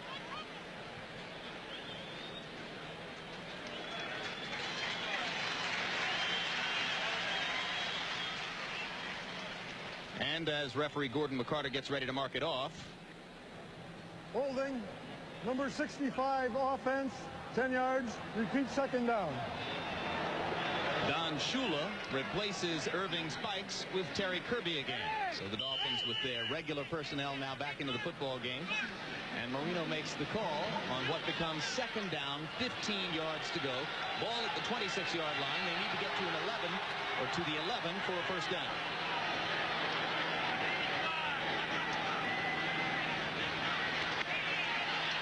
Under pressure again. Marino just high. And off the outstretched fingertips of Keith Byers. Mike Jones was the man who was pressuring Marino from his defensive end position. Circle route by Keith Byers to the left of your screen, but once again, Marino under duress. You see Slade has him by the leg, and then Jones hits him high. He was lucky to get the ball off at all. Because of the fact they've had problems running, this is what happens. The defensive line now gets to tee off and go after the quarterback. Patriots staff regarded their pass rush as anemic a year ago. They hope that the addition of McGinnis can make it better.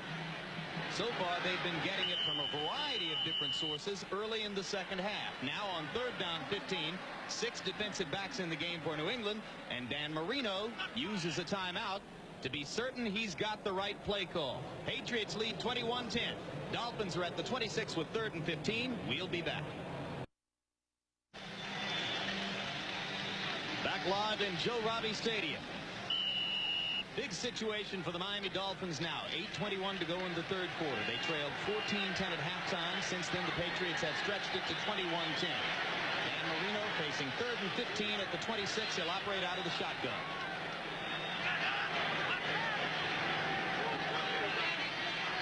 Marino to this point 5 of 6 out of the shotgun. Make it 6 of 7. And Keith Jackson's first catch of the day is a big Dolphin touchdown. He beat strong safety Harlan Barnett, man up in the end zone for the touch.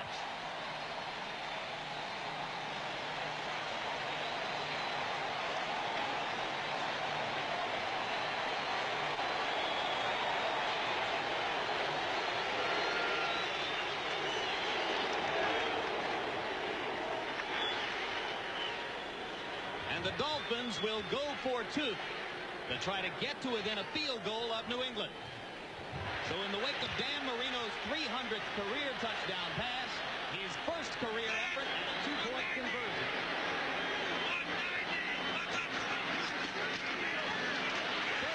Is in there. Great call. Great call. Everybody's waiting for him to throw the ball. Everybody's up on their knuckles trying to rush the passer. They just push him forward. Great call by Don Shula, Gary Stevens. Well, 4 years ago, when they drafted Richmond Webb and Keith Sims, they were thinking of a left side of the line that could do exactly that. First, the touchdown. We haven't been talking about Keith Jackson much. He hasn't been part of it, but here he just runs the seam route against the safety. Take a look, though, at Dan Marino and how he buys time as he goes backwards and steps up in the pocket because the route takes so long. Take a look at Marino and his ability to buy time, stepping forward again, finally flicking the ball downfield to Jackson over the shoulder. Nice catch by number 88.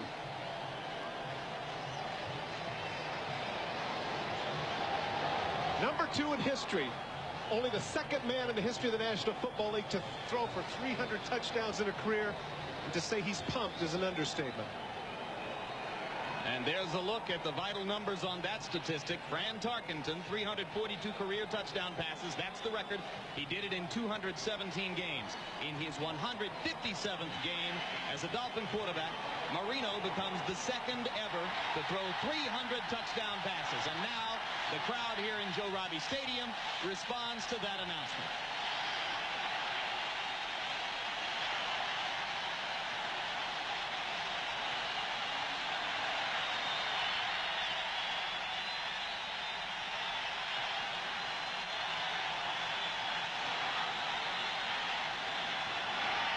So momentum switches once again. Back in favor of the Dolphins. Stoyanovich readies to kick from the 30. Ray Crittenton and Corey Kroon deep for the Patriots.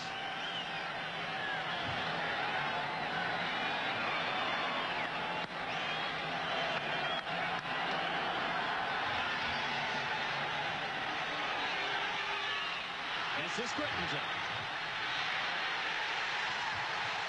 Excellent open field tackle by James Saxon, the reserve fullback, number 22. And we mentioned Marino's 300 touchdown passes. The first one came 11 years ago in 1983, a Monday night game against the Raiders. It was a 6-yarder to tight end Joe Rose.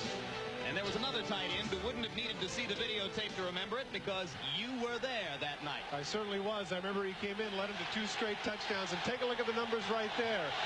Again, the emphasis on 11 years. Not only that, Jim, 11 years, 60 games less than Fran Tarkenton to accrue that total. Amazing. First down for the Patriots. Bledsoe completes in the flat to Kevin Turner. And Turner, the battling Patriot fullback out of Alabama, fights for about 9 yards before Chuck Bulla makes the stop for the Dolphins. They'll be 1 yard short of the first down. Does the word reliable come to mind where Kevin Turner is concerned? It's amazing the number of times now in this game they've gone to him.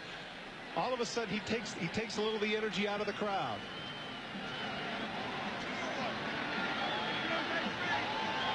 Good look at Bulla, whose bloodlines for the job of middle linebacker are excellent. His brother Shane Bulla played in the National Football League years ago.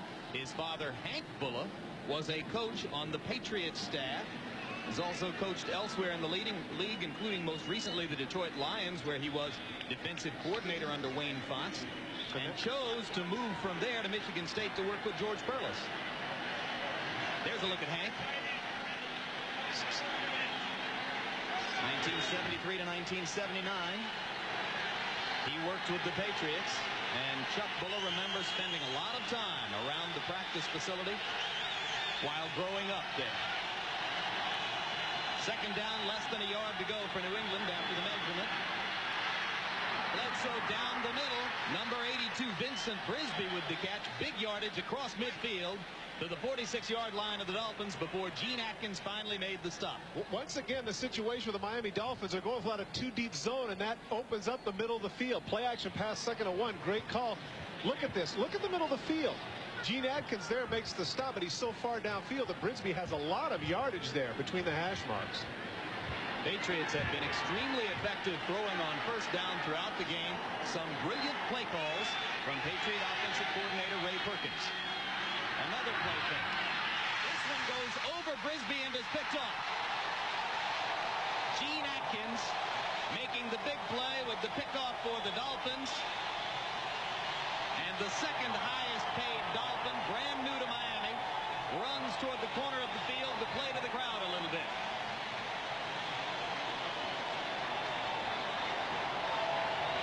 You saw the frustration of Parcells, and he's chatting with him right now. He just threw the ball a little bit behind him. Once again, play action fake. Had a good situation. Watch, it's just going to go over the shoulder here of Brisby. Throws it just a little bit behind, reaches back, can't get it. Right into the arms of Gene Atkins.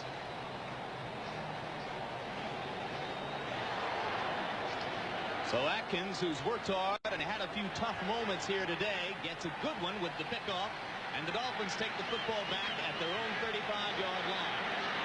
Under 7 minutes to go in the third quarter. Snell through Marino's legs, free ball. Flag is down as Mike Jones of the Patriots grabs it. Now this will be interesting.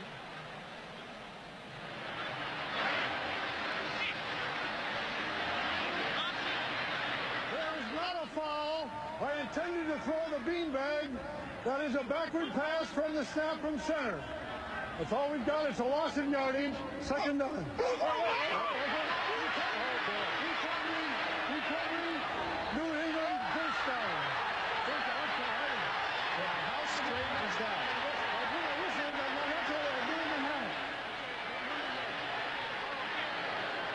Well, you can't blame a man for making mistakes if he admits them in public.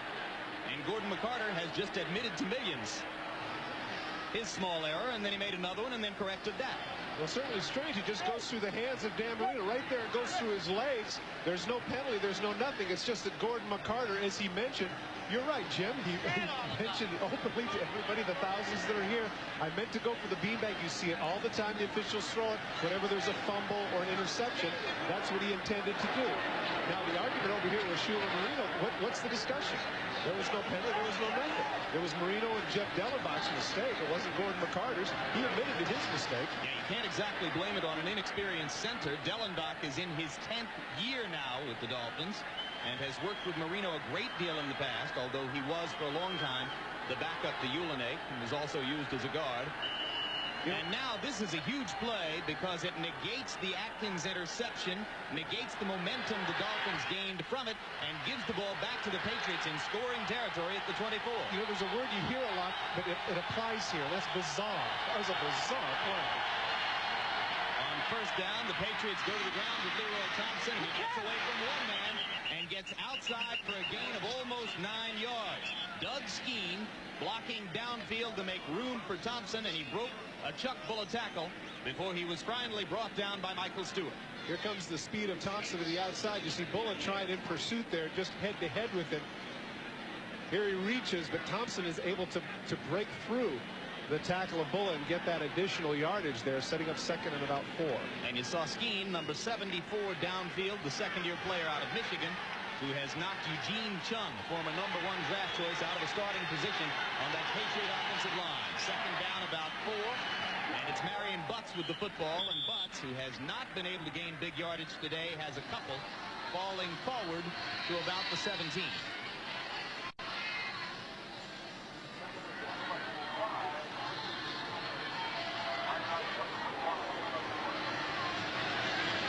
There it is once again. We mentioned less than 2 yards per carry.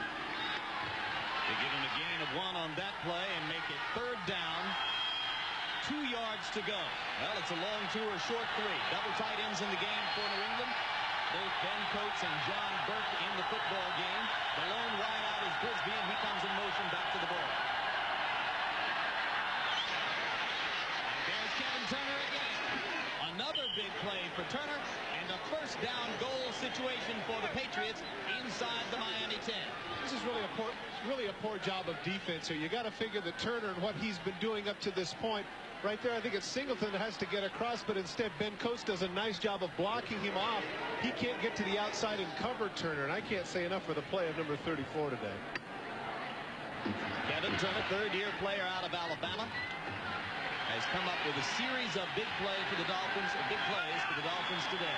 So make it 1st and goal now, the ball at the 7-yard line. Dolphins blitzing. Turner hitting up the middle in the same spot where the blitz came up to the line of scrimmage, and Larry Webster makes the stop for the Dolphins after a gain of about a yard.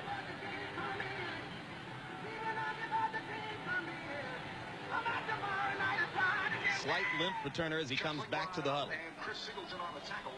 Body language of the Dolphins is not deceptive here. They're a little bit frustrated, a little bit tired, but it's important here that they force New England, if they can, to kick the field goal and keep them out of the end zone.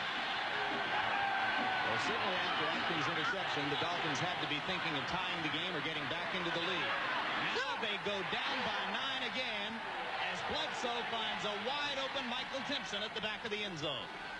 Give the offensive line credit, and again, we've mentioned the mud, but here's a good situation. The offensive line gives him plenty of time to sit and wait until Timpson can clear the zone and get open near the back of the end zone. And the Patriots will send Barr on to try to stretch the lead to 10. Now notice the Barr, look at where Barr is off to the side now. He's opted, look at this, he's opted to, and he can do this if he wants on the grass instead of down the middle. So he doesn't slip and fall like he did the last time. Gets the ball snapped from the hash mark and kicks it out of Zolak's hold through the middle of the goalpost to stretch the New England lead back to 10 at 28-18. We mentioned the great pass protection. Take a look at Timpson here. He is just going to run a basic slant route in the back of the end zone. Vincent actually has pretty good coverage, but he is going to collide back here with Atkins, and that's going to enable Timpson to get open. He actually bumps him off right there. Bledsoe sees it, throws it right in the middle. Now here you get a closer look. Vincent actually in pretty good coverage, shoves him to the inside where he thinks he has help, but instead of getting bumped there, he gets bumped by his own man. In that case, I'm sorry, it was not Atkins. It was instead Michael Stewart. Safety. Adam Neal's kickoff is taken by Irving Spikes inside the Dolphin 10. And Spikes picks his way out across the 20 to about the 21-yard line. So the Dolphins will begin from there, trailing now 28-18 after the tackle by Vernon Lewis. Next Sunday, NBC Sports presents an action-packed NFL doubleheader beginning at 12:30 Eastern with NFL Live. Then most of you will see these same Dolphins taking on the Green Bay Packers, winners today over the Vikings, that game in Milwaukee. Others will see the Bills take on the Patriots. In game 2 of our doubleheader, most of you will see the Battle of Texas as the Oilers take on the Super Bowl champion Dallas Cowboys, plus regional action. So check your local listings for the game in your area. Dan Marino and the Dolphins now in the hole again, down 10 points as they start from their 21 with 4:15 to go in the third. Number 41, Keith Byers, has his first catch of the day, and he's upended by Ricky Reynolds after a gain of about 4. But there's something significant about that. That is his 104th consecutive game with a catch, and it took clear into the third quarter, rather, for him to be able to do that. That's pretty significant, I would say, for a running back. 104 consecutive. That's 7th, tied for 7th on the all-time list. And virtually everybody else on the list is a wide receiver, right? Yep. It'll be 2nd down, 7 yards to go. After Reynolds held Byers to 3 yards without outstanding open field tackle. Marino dropping back, pressure again. They Patriots have gotten a lot of pressure on Marino in the second half, but now the flag flies on an interference call downfield. Ingram, the intended receiver, and it was Maurice Hurst who was there on the coverage. Clearly, Bill Parcells isn't happy about it. It appeared from our vantage point that Maurice Hurst turned around to look for the ball. Pass interference, number 37 defense, first down. Does this fall under the new incidental contact rule? Now, this would definitely have to be interference if he grabbed him. But take a look at the end of the play. When he looks back, what they teach the receiver, the defensive back to do is now he looks back. Where are his hands? Now right here he looks back. Okay, there's the right hand that came back, but I'd have to call that incidental contact. I don't like that call. Particularly in light of the fact that Ingram probably could have come up with the ball anyway. I think Parcells has a legitimate beef. Penalty produces a big gainer for the Dolphins. Ball goes into New England territory at the 49-yard line. Now another flag flies. That is an illegal substitution. Number 83 came into the huddle, communicated with the quarterback, and left without playing it down. That is 5 yards, first down. 83 would be Scott Miller, the receiver who figures to get a little more playing time now after the injury to O.J. McDuffie. Gordon McCarter certainly hasn't had a dull day, has he?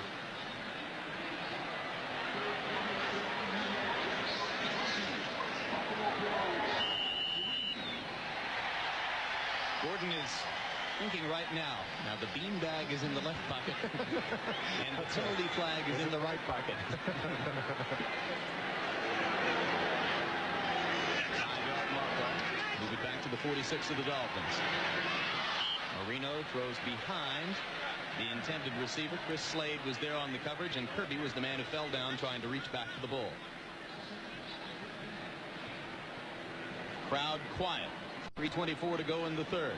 They've gotten the excitement of seeing Marino throw 2 touchdown passes to reach the milestone of 300 career TD passes. They can rest secure in the notion that their quarterback, coming back from Achilles tendon surgery, is healthy enough to be a factor, as always, in the National Football League. But they trail the Patriots 28-18 after 3 touchdown passes by Drew Bledsoe. On 2nd and 15, Marino looking for the screen. It's almost picked off after being batted into the air. Marty Moore, number 58, is the man who got a hand on the football. Well, interesting point here is that Todd Collins is hurt, and that's the reason Marty Moore, Mr. Irrelevant, is playing. But we've called his name a number of times to come up with some big plays, and here that is too. Trying to get the middle screen, and Marty Moore is able to bat it up in the air and negate the play. We called him Mr. Irrelevant. He was the 222nd and last player taken in the draft.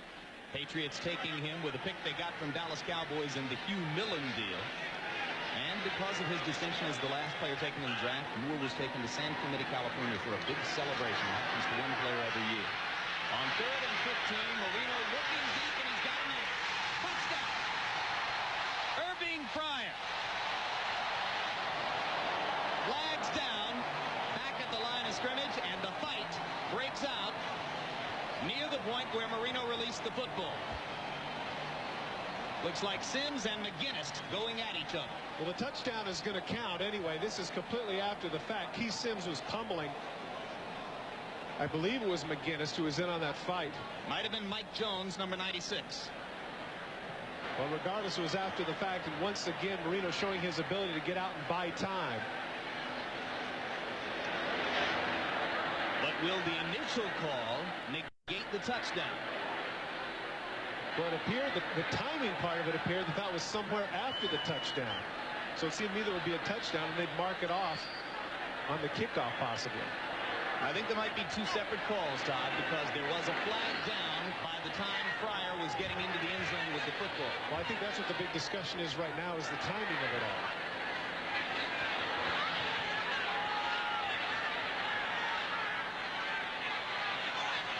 So as McCarter and his crew try to work it out, about 10 yards away, those players who are involved in the little set to are still working each other over verbally.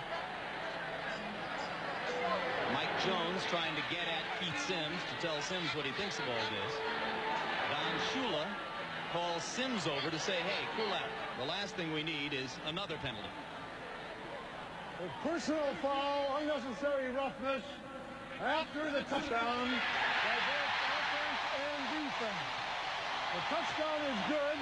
The penalties will offset at the kickoff.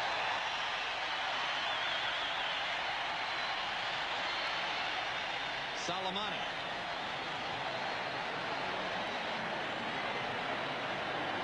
It all adds up to no harm, no foul. And the Dolphins have the touchdown that gets them back to within 4 at 28-24. 54 yards from Marino to Irving Fryer. Career TD pass number 301 for Dan. Now, that's an interesting point, though, that you made, which is, when did the fight start? That was the big issue. If the fight started when the ball was in the air, they could have brought that back. Gordon McCarter, once again, having to make a very difficult decision here, deciding that the touchdown had happened prior to the fight, and that's why the Dolphins get the 6. This time the Dolphins will go for 1. Stoyanovich here to kick to try to get Miami back to within 3 at 28-25.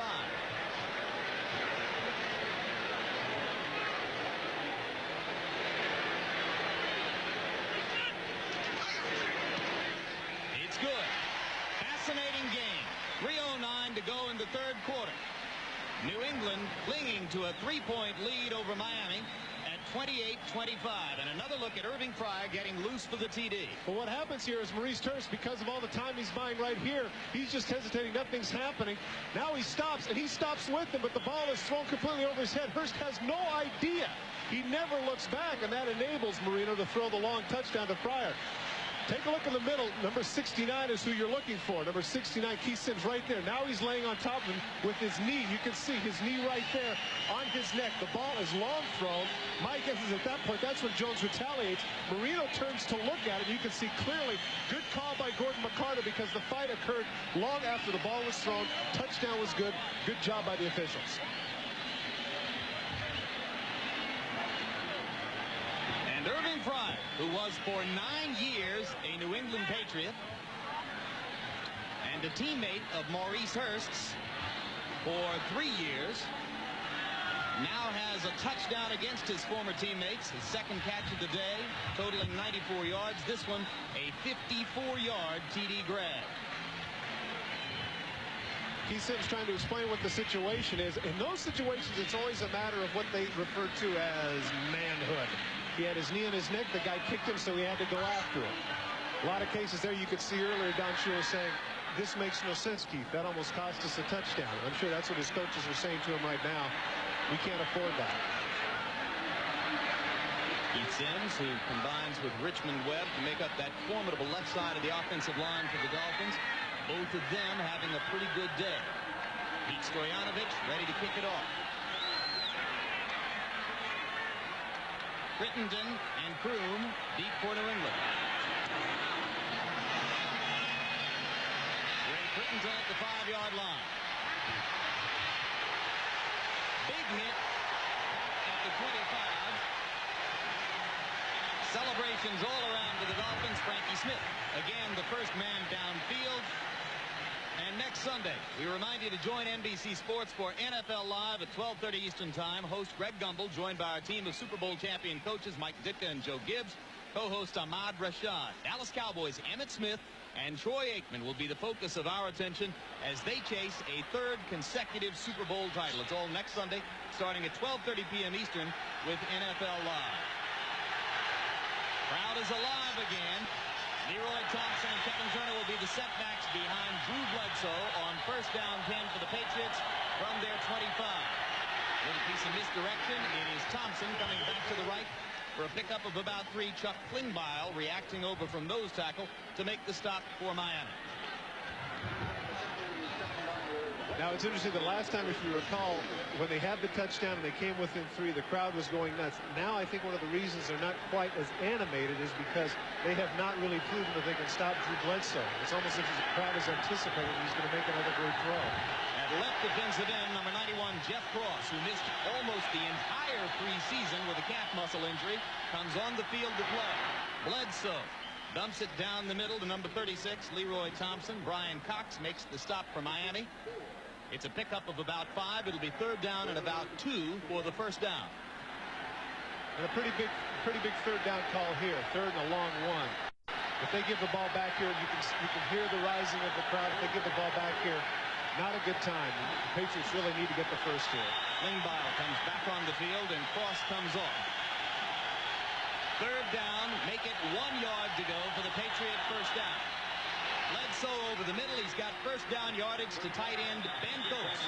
Michael Stewart was there, but Coates was able to reel in the bullet from Bledsoe. That's what it was, too. That's a good description. Sometimes you hear that say bullet, but that applies there. They came with the blitz. He throws it quickly. Watch number 87 is going to come over to the middle. Bulla on the blitz. He sees it right there. Sits down. Gets clobbered. Now watch this. All these bodies, 3 bodies. Look how strong he is to push himself forward and get the yardage back that initially he didn't have. The hyperbole where Ben Coates is concerned was not overdone. He's your great classic all-purpose tight end, not one of your situational players. This guy's an every down tight end. On first down, Bledsoe throws in the flat. Kevin Turner with another catch. Pickup of about 4. Michael Stewart knocks him out of bounds. These seemingly meaningless catches add up, Jim. It becomes a situation where you say, okay, big deal, it was only 4 yards, but it starts to weigh on the psyche of the defensive backs. Can't this guy throw an incompletion? Can't we bat something down? Isn't there something we can do where this is concerned? Turner just continues to come after you and wear you down. Inside 1 minute to go in the 3rd. Bledsoe and the Patriots hoping to keep the football, work a little clock, and maybe put a little more distance between themselves and the Dolphins. Turner in motion. Bledsoe fakes to Thompson and looks deep downfield. Bumping between Brisby and Troy Vincent, and no flag as it's incomplete inside the 10. Atkins was there to help Vincent with the coverage. This is going to be the most difficult call this year in the National Football League. What is and what is not incidental contact. Running stride for stride. The right hand comes out, the left hand comes out. There they elbow and they jostle. Both of them right there. It looks like from that vantage point that Vincent actually had Brisby's left hand in his shoulder, but that's not how the officials saw it. Now it will be 3rd down, 6 yards to go. Need to get the football to midfield for a first down. Blitz. And Bledsoe gets away from the blitz, releases the ball. Perhaps not a great decision, but the Patriots get it back. Brian Cox was the man who got in on top of Drew Bledsoe and couldn't bring him down. Leroy Thompson was the one who wound up with the football. And it was a fumble. Here's Brian Cox coming on the blitz, and even though he's not able to come up with the play, he forces Bledsoe into something he didn't want to do. The tackle doesn't come off quick enough there. That scheme, who doesn't come back and get him. That's the advantage of being 6'5" and 235. He shakes it off. But in that case, the Patriots are lucky to get that ball back. Pat O'Neill, the rookie punter, is in to kick it away. Scott Miller is deep to receive for the Dolphins. And now the quarter comes to a close. We'll be right back after these messages from your local station.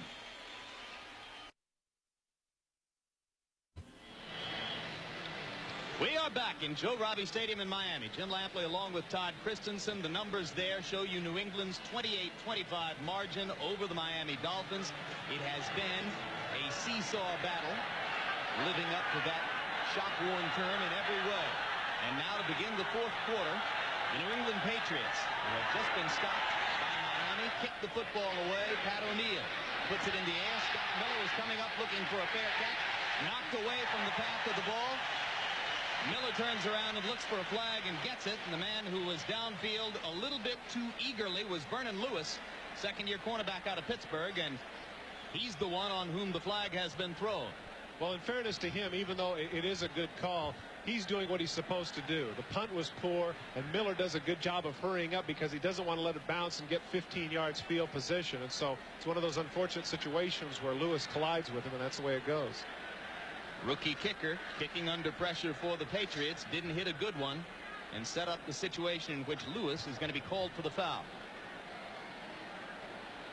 3 touchdown passes by Drew Bledsoe of New England. 3 touchdown passes, career number 299, 300, and 301 for Dan Marino of the Dolphins. Big plays galore on both sides. And the difference, 3 points, as New England tries to hold a 3-point lead.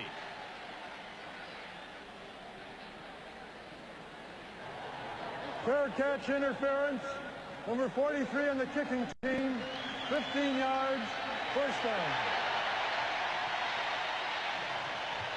It'll set up good field position for the Dolphins. Right here, there he comes down, and he's doing what he's supposed to do. He's trying his best to get out of the way right there, but he can't do it. And that's why it's unfortunate that has to be a 15-yard penalty, because clearly he wasn't trying to hurt him. But that's unfortunate. The result is that Miami will start from its 46-yard line as it tries to move into position for the possible tying field goal or go-ahead touchdown. Fire in motion behind Marino. Terry Kirby with the ball.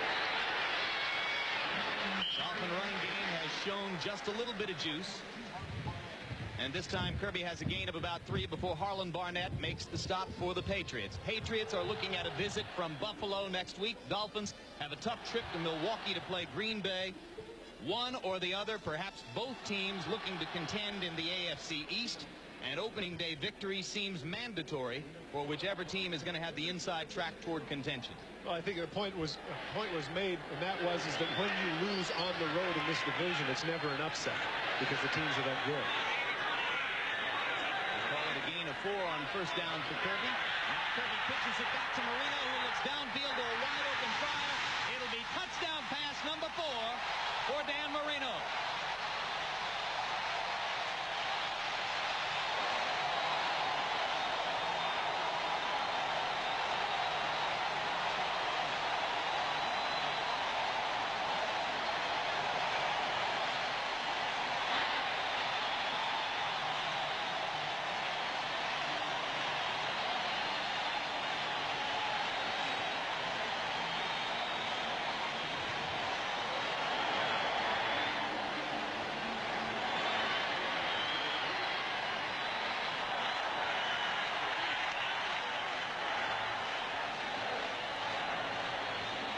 Dolphins lead.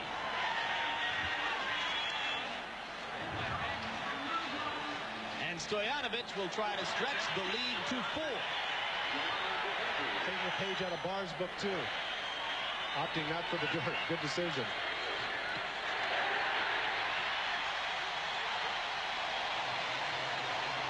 The result of having gotten a 2-point conversion earlier in the game, the Dolphins have a lead by the margin of more than a field goal. The key, look back at the TD. The key here, right here, is Maurice Hurst. He's looking in the backfield right here, and as soon as he sees the running play and the handoff, he takes it easy here and starts to come up here in his back pedal. As a result, you're going to see Fryer, who's going to cut completely across the field and be wide open.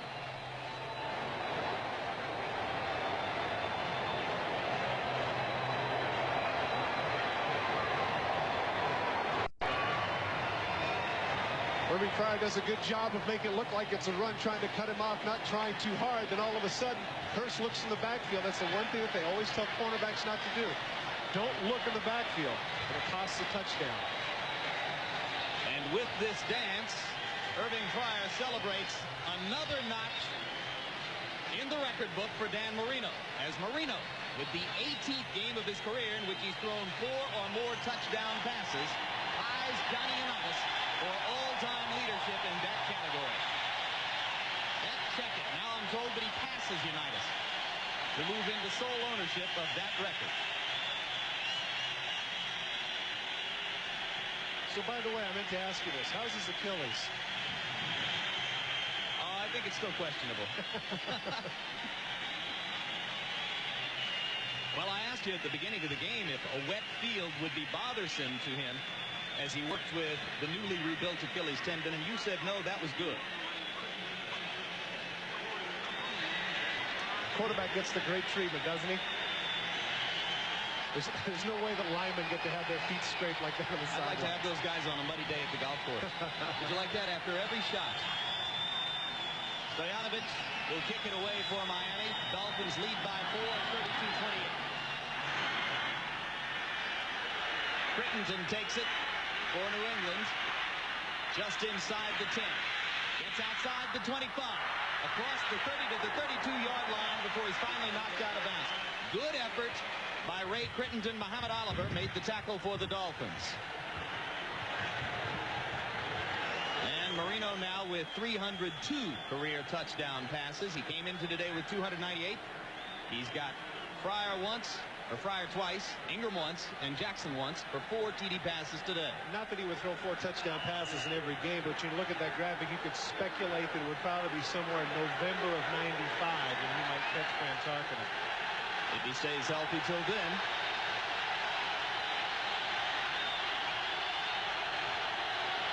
Bucks and Turner in the backfield behind Bledsoe. Over the middle of Coates. First down yardage across the 40 to the 44. Gene Atkins makes the stop for the Dolphins.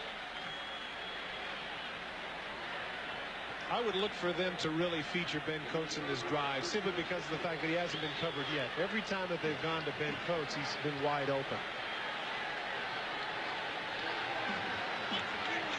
The combination of the young middle linebacker and a strong safety who's relatively new to the system in Michael Stewart. There you see the 100-yard game that he has. I would look for Coates more and more. Batted and almost picked off. Intended for Coates. It was Bulla who knocked it into the air. And give him credit. Clearly he's in there to be a run stopper. Coates with the inside release. They have a bracket on him. Bullock comes across. Look at that. Diving makes the play. Great effort there by the youngster. And as you mentioned, he didn't talk about pressure at all. He said, look how excited he is with those Mike Singletary eyes paying attention. He's thrilled to be here.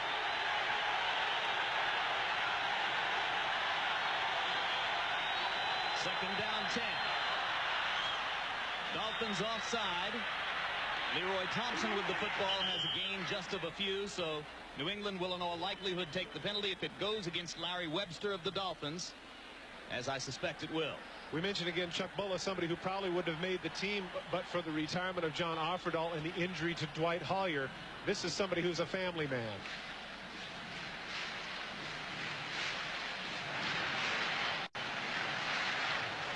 Offside, number 94 defense, 5 yards. Repeat, second down. Now maybe you're wondering why Todd made such a big point of saying that Chuck Bulla is a family man. Well, it's because we wanted to set up a picture of the tattoo on Bulla's left shoulder, which lists all of the members of his extended Bulla family. Dad and Mom getting 4th billing there. Leroy Thompson is wrapped up after a gain of a couple. Chris Singleton there to make the stop for the Dolphins. An increasingly active Chris Singleton playing against his former teammates and the team that drafted him #1 back in 1990. Well, as we mentioned, he was the leading tackler in the preseason, and he has had some close misses today on some sacks, but he has made some tackles and has done a good job along with the other backers in stuffing the run. Still more than 12 minutes to go, but a big play coming up now for New England. Third down 4. Football at the 50. Got to get it to the 46 for a first down. Ray Crittenden in the game, the 3rd wide receiver for New England. Tinson in motion. Bledsoe throws it out to number 82, Vincent Brisby. Clutch throw, good catch. J.B. Brown with the stop. First down, New England. And the second effort was significant, Jim, because he caught the ball right at the stick. Right at the stick. If he's dropped in his tracks right there, that's not a first down. He needs to get to the 46. He's going to have a little short hook here. Brown's all over him. Now he catches it right at the stick. If he doesn't make the extra effort right here, he doesn't get the first. Good job by Brisby. At the 44 of the Dolphins, as you see the numbers on Brisby. First down, New England. Plenty of time for Bledsoe. Deep down the sideline. Brisby drops. Flag was down back near the 30-yard line as J.B. Brown was working against Brisby. I think it appeared to me that he had a hook and go going, and he got chucked well beyond the 5-yard limit. But he's got to be frustrated with himself because what a tremendous deep throw that was, right on the mark. You can't lay it out any better than that. Pass interference. Number 37 defense, automatic first down. Take a look at the isolation.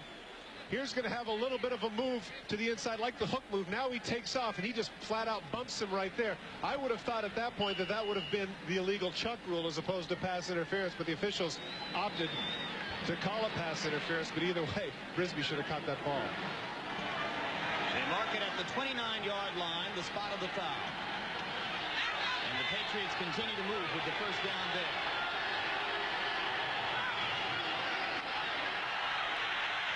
It's Thompson again with the football, and Thompson getting a little bit more action than Marion Butts at this moment in the second half of the game.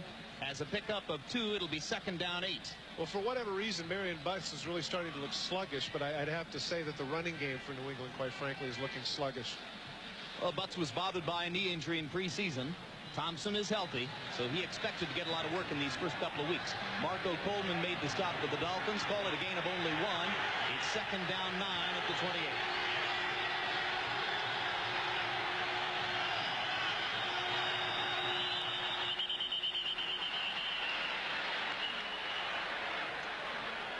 This time it was number 99, Chuck Klingbeil, who may have gotten too far into the neutral zone.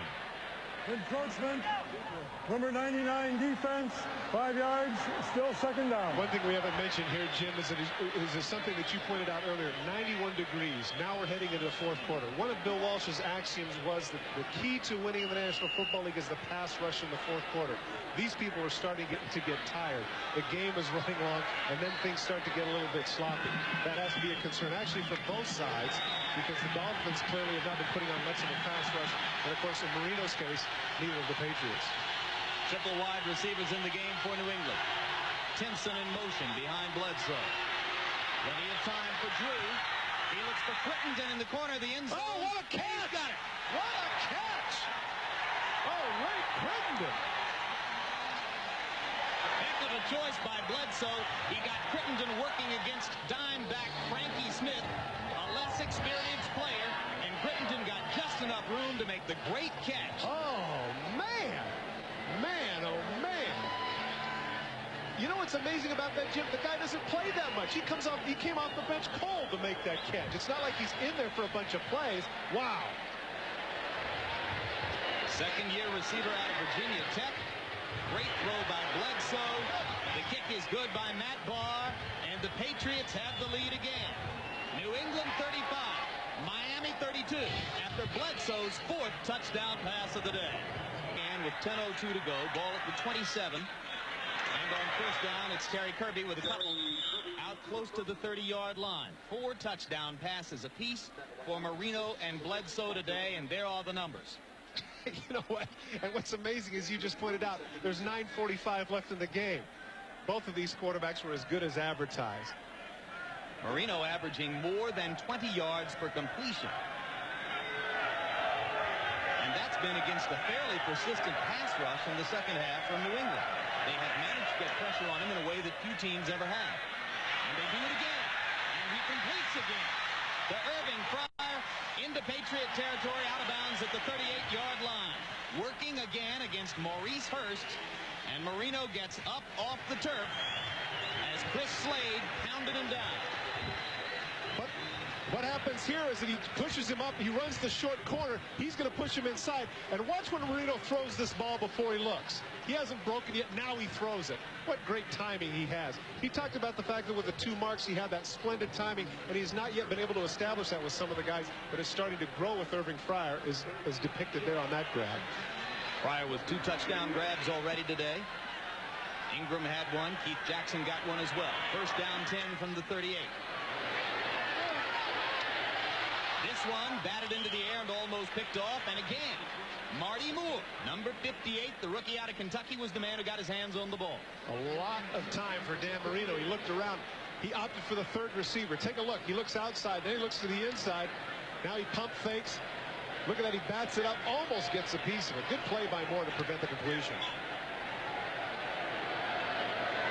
Marty Moore has been anything but irrelevant here today.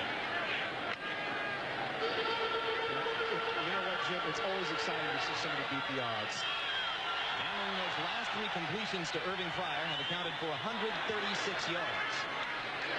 This time Marino gets away from pressure but throws over Keith Byers out in the flat.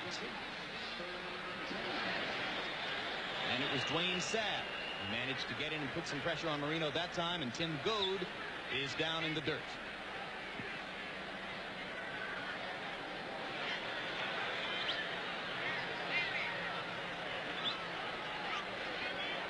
So as the New England trainers come out to talk to Tim Goad, we'll be back with 9:05 to go. Back live in Miami. 3rd down 10 for the Dolphins. Tim Goad, the New England nose tackle, has left the game after being poked in the eye. Marino out of the shotgun. He's been tremendously effective today out of the gun. That's only the 2nd incompletion he has thrown from that formation. 7 of 9 for 164 yards and 2 touchdowns out of the shotgun, but that critical miss momentarily stops the Miami drive. So with 9 minutes, 1 second to go, and the ball in New England territory at the 38-yard line, the Dolphins face 4th and 10. Marino leaves. Jim Arnold comes on to kick it for Miami, and Ray Crittenden goes down to the 10 to wait for New England.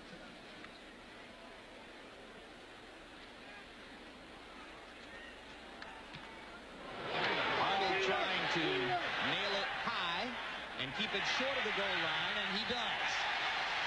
Ball is downed by number 20, Muhammad Oliver, and they'll mark it, I think, just inside the 5-yard line. You know, just as Ray Crittenden made a great play before on his catch, he makes a bad decision here by not fair catching the ball. It's going to hit on the soft part right there.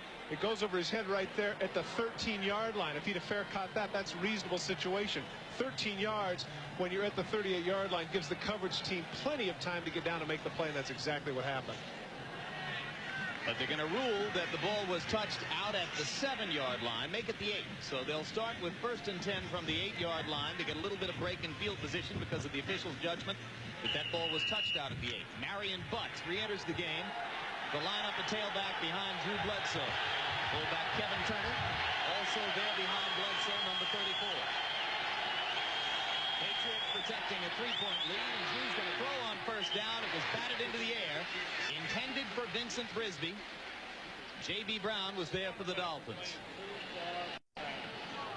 And now, after that call, the Patriots face 2nd and 10 from their 8. And right there, that shows, Jim, I think, the lack of confidence that Bill Parcells has in his running game right now. Here they are deep in their own territory. You're thinking, hey, we got to go off tackle. We've got to do something here, get out.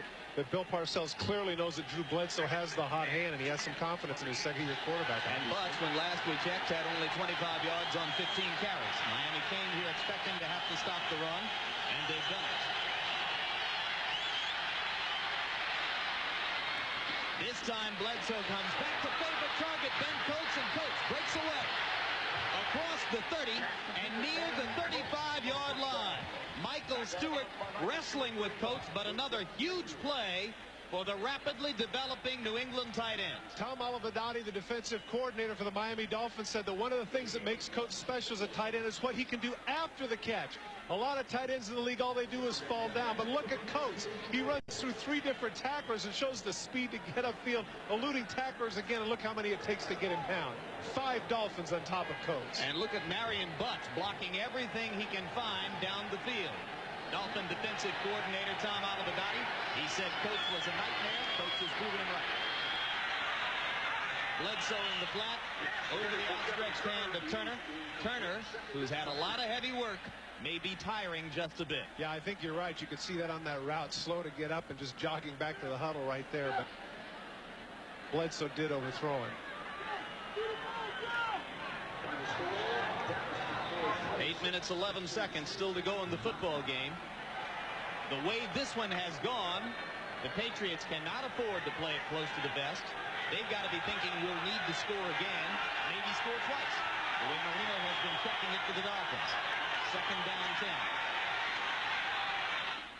Again, it's Ben Coates. This time short of the 1st down. Michael Stewart there to wrap him up for the Dolphins. Now let's think for a minute about what it takes to make a great tight end. I'm not an expert on very many things, but I'm close to it on this. Does he make the big catches? Can he run after the catch? Is he big and strong? Is he fast? Is he a terrific target? I don't see any weakness in his game, certainly not today.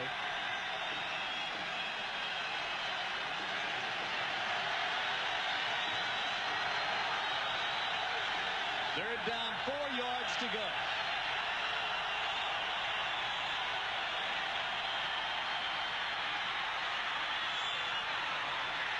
Had him open, overthrew Kevin Turner downfield. And both Turner and Bledsoe are going to complain over the fact that Brian Cox grabbed him, which he did, but he got away with it. excuse me, it was Singleton on the coverage who grabbed him and got away with it. Number 55, Chris Singleton, the former New England #1, getting away with the contact on Turner. Patriots failed to convert on 3rd down. Just to the right of the screen right there, he ran the out and up. Now after it's over, you can see he looks over the official and says, "What's up? What's up? Come on." And Singleton's like, "Oh, no problem." O'Neill's last punt was a short one. This one he mails. Inside the 10 to the 7-yard line. Miller takes it from there. And takes it all the way back to the 20 before he's knocked out of bounds. So the Dolphins will have 80 yards to go. 7 minutes, 14 seconds remaining. They trail by 3. We are live at Joe Robbie Stadium in Miami, Florida. Jim Lampley along with Todd Christensen, and you see the numbers there. New England leading by a field goal. 7 minutes, 14 seconds to go in the game. The Dolphins, after stopping the Patriot offense, get the football back with 80 yards to go. Dan Marino has had a red-hot day, particularly throwing the deep ball. And this time, Chris Slade gets hold of Marino and gets a rare sack of the Miami quarterback. Well, Chris Slade took an inside move on Richmond Webb. Take a look, he's going to move to the outside like he's going, then he cuts inside, jumps over the top with a swim move, and he can't get him. Slade able to beat the All-Pro and get to Marino. When we talked with Bill Parcells, he said that he really liked his trio of outside backers, and we asked him why McGinnis wasn't in that position. And his response was, he said, "I've already got a guy at the right side who can play it if he can learn how to do it." He said they're both like dogs chasing cars down the street right now, but Chris Slade has every bit as much a chance to be a great player as does Willie McGinnis. Screen pass to Byers on 2nd and long. Gets away from one tackle and then is ridden out of bounds back near the original point of contact at about the 20-yard line. Dwayne Sabb made the stop for New England. Following the game on most of these stations, you'll see the comedy adventure Police Academy 6, City Under Siege. Then we'll bring you Confessions, Two Faces of Evil. Viewers on the West Coast will see those shows at their regularly scheduled times. NBC tonight, Police Academy 6, and Confessions, Two Faces of Evil coming up following the completion of this game. 6 defensive backs in the game for New England. 4 wide receivers on the field for Miami. 3rd down, 12 from the 18-yard line. They've got to get it to the 30 for a 1st down. Pressure again on Marino. This time he gets away and gets 1st down yardage as Terry Kirby made a big play to evade 2 tacklers short of the chains and got past it to keep the drive alive. Vernon Lewis finally made the stop for New England. Once again, watch Marino buying time with his feet. It looks like right here he's going to be sacked by McGinnis, but he slides past, can't get him, flips out to Kirby, and as you mentioned, he is able to avoid 2 tacklers and cut up the field and get the 1st down. All the way to the 39-yard line, a pickup of 21 yards on the play. Both Marino and Bledsoe with excellent chances to go past the 400-yard mark in the air today. And Dan turns to referee Gordon McCarter and asks for a timeout. 5 minutes, 31 seconds still to go. The Dolphins use a timeout so that Marino can be absolutely certain of their plans from here. I'm wondering if it's a situation where not so much certain of his plans, maybe they're just tired at this point in the game. Yeah, but both teams have a right to be tired. I mean, look at Slade. He's been chasing and chasing in the whole 3rd quarter. Now, the last time these two teams met, January 2 of this year, last season's final game, they played a similar game into overtime at 27 apiece. And then after the Dolphins missed a chance, this 36-yard touchdown pass from Blue Bledsoe to Michael Timpson in overtime gave New England a 33-27 win. The Pats finishing the season with a 4-game win streak, while the Dolphins lost their last 5. And with this loss, we're knocked out of the playoff picture. That was seen by many as the arrival of Drew Bledsoe as a quarterback to watch in future years in the NFL, and he's done nothing to dispel that notion today. You know, I was just thinking, Jim, as you watch a game like this, and of course this is folly on my part to wish for this. I wish Marino was 5 years younger. Now, these two teams play twice a year. Can you imagine the fireworks of these two guys if they're both, you know, I mean, Bledsoe, we keep forgetting he's doing all this. He's only 22. He's 22 years of age. Amazing. On 1st down 10 from the 39. Marino throws across the middle to Keith Jackson. And this Time Jackson, who had a touchdown earlier in the game, has only a yard or so before Marty Moore and Dwayne Sabb wrap him up.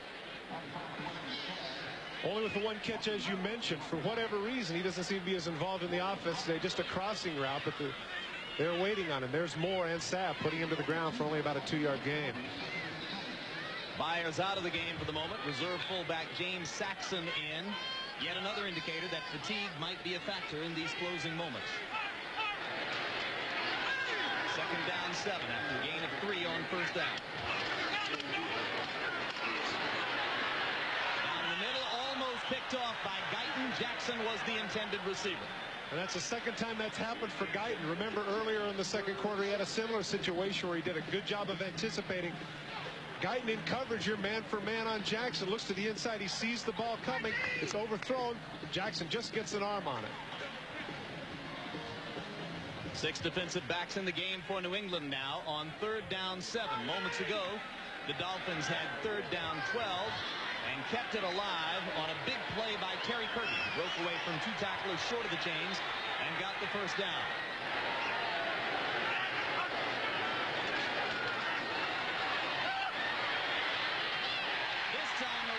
The first down with a rocket to Scott Miller into New England territory before Rod Smith is able to make the tackle. It's all the way down to the New England 40-yard line. Once again, tremendous protection, and notice how Marino once again buys time by stepping up, waiting, zip. And there's the ball right to Miller for the first. Miller in the game because O.J. McDuffie, who would normally be the third Miami receiver, is out with an injury. See the frustration on the look of Bill Parcells, but it's magic. It's magic today for Marino. He's trying everything. Blitz now from New England, and it works. Number 22, Rod Smith, coming off the corner, and along with Dwayne Sabb, number 95, he teams to put Marino on the turf. That's the first time he's tried this today. Corner blitz from the left side of your screen. Number 22 is going to be coming up into the face of Marino, and he has no place to go. Nobody is there to block him because you can't account for the cornerback coming from the left of your screen. He sees him coming. Nothing he can do. And now with 2nd and 18 coming up, Sabb leaves the game. Willie McGinnis comes on, perhaps to rush the passer from that corner. Rod Smith, incidentally, number 22, the man who was blitzing, has been playing in place of Ricky Reynolds at the left corner through much of the second half. Marino in the flat to Kirby. McGinnis knocks him out of bounds as Kirby gets it inside the 40 to about the 36-yard line. Now that's an interesting situation. McGinnis back there. He is a rookie, and quite frankly, the reason he is in is as a pass rusher. That is his forte, not in coverage. He got caught a little bit too far inside on that, and Kirby got a lot more yards than he should have on a simple flat route, nearly 10, and so now a very makeable 3rd and 6. And New England goes to the dime. 6 defensive backs for the Patriots. Dolphins in the 4 wide receiver set. Well, one of those who is flexed is the tight end Jackson, number 88. New England with pressure. Well-timed play by Hurst as he was able to knock the ball away from number 82, Mark Ingram. Now the big decision, and this is one that fans are going to enjoy throughout the year. The 35-yard line, a 52-yard field goal. The way this guy has been so hot, I say they got to go for it. You've got Pete Stoyanovich, and 52 yards is certainly within his range. And at the 52, where it is there at the 42-yard line, would be out of the dirt. But instead, they'll go for the first down. 4th down 5. I do the same. Ball is just outside the 35. They've got to get it almost to the 30 to pick up the first down. Marino out of the gun. He's been deadly today. Open man. Touchdown, Irving Frye.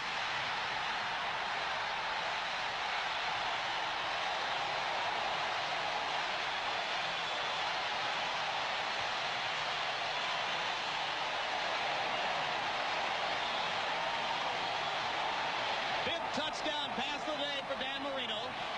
The 3rd one for Irving Frye. And I mentioned that Rod Smith, number 22, has been playing in place of Ricky Reynolds. He might wish now that it had been Reynolds who was on the field for that play.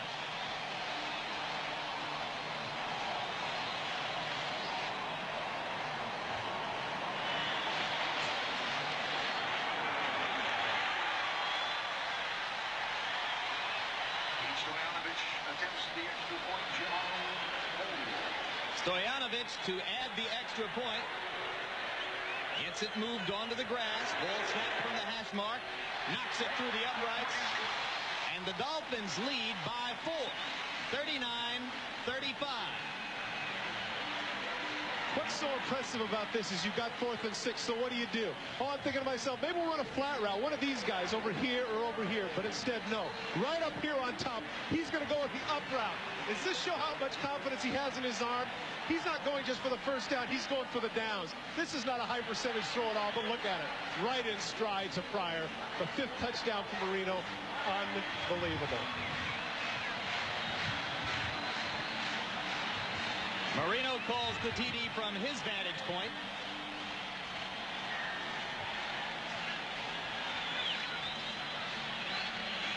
And let's see how Don Shula saw it. What's he doing going up? Oh, yes! Good decision. Shula says it's a TD.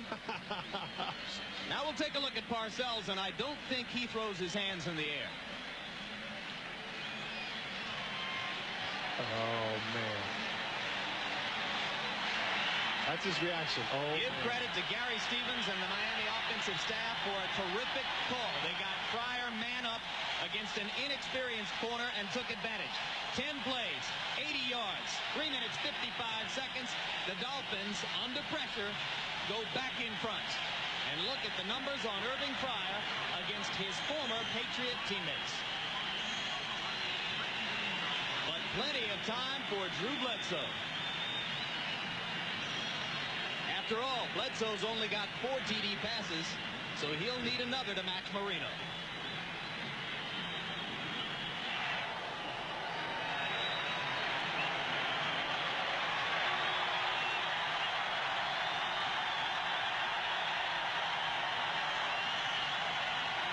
Stoyanovich with the full support of the Joe Robbie Stadium crowd. It comes to Crittenden.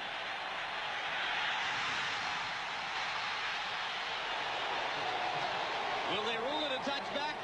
They will. That's a good decision on the part of Ray Crittenden. A lot of people don't understand that. If the momentum of the ball goes into the end zone, that's exactly what he can do. So many times you see a young kick returner try and get it out. Good decision by Crittenden. If the ball goes through and the momentum takes it into the end zone, he gets the touchback. Crittenden heads up there, not doing a foolish thing, trying to run out and get tackled at the 4. So now the Patriots set up shop at the 20. The relatively inexperienced Crittenden making a key choice there. Could have gotten his team into a lot of trouble.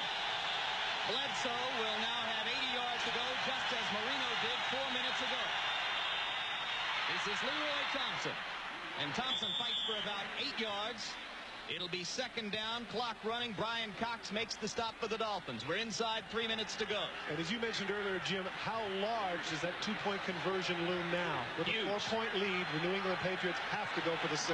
Absolutely huge. It was the 3rd quarter. The Patriots led 21-10. The Dolphins scored to get to within 21-16 and elected to go for the deuce. And now down the middle, Bledsoe finds Vincent Brisby. Gene Atkins makes the stop, but it's big yardage out across the 40 and a New England 1st down. Make it the 46-yard line. Let me interject a thought here. The possibility of the way New England is getting down the field, they probably want to see the clock continue to go, because if indeed they do get down and score, they want to take up all the time if they can. Dolphin defenders backing up. Turner in motion.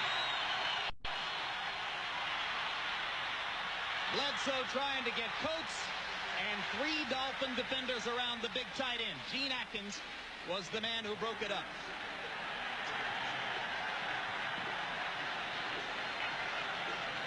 As you mentioned, 3 guys around him now. The point, they know where he is now on the field. He's been hurting them. There's Atkins, there's Stewart, there's Bullock.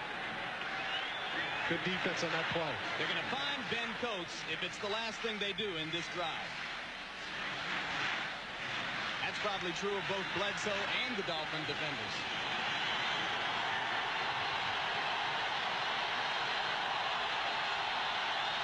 Second down 10.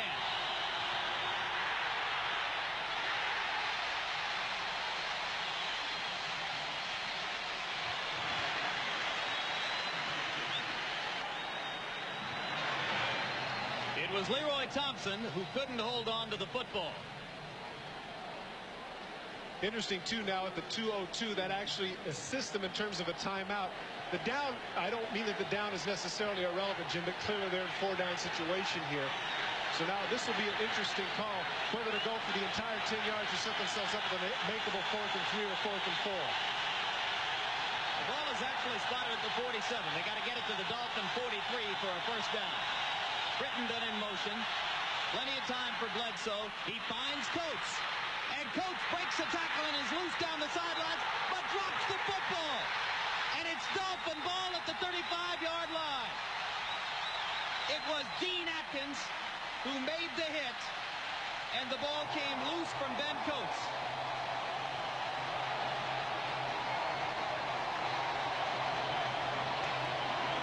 The argument here, Jim, that they're talking about is whether or not he was out of bounds before he fumbled. And possibly his foot got knocked out of bounds before the fumble. That's what the circle is right now debating as to whether or not he was out of bounds first. And the roar of the crowd tells you how that argument is settled.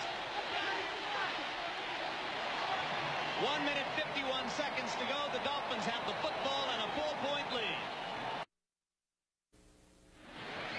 The big debate, did Ben Coates go out of bounds before he fumbled the ball? The answer is no. Watch the feet. Watch Gene Atkins with the strip. The feet are inbounds. Never any time do the feet touch the chalk. The ball remains inbounds.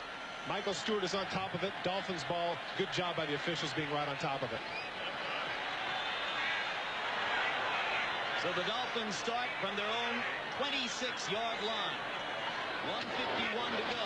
Terry Kirby with the ball. Dolphins will try to run some clock, of course.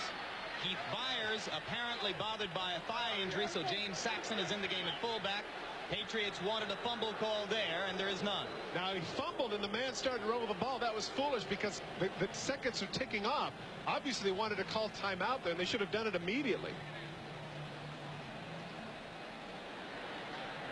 But they stopped the clock with 1 minute, 38 seconds remaining.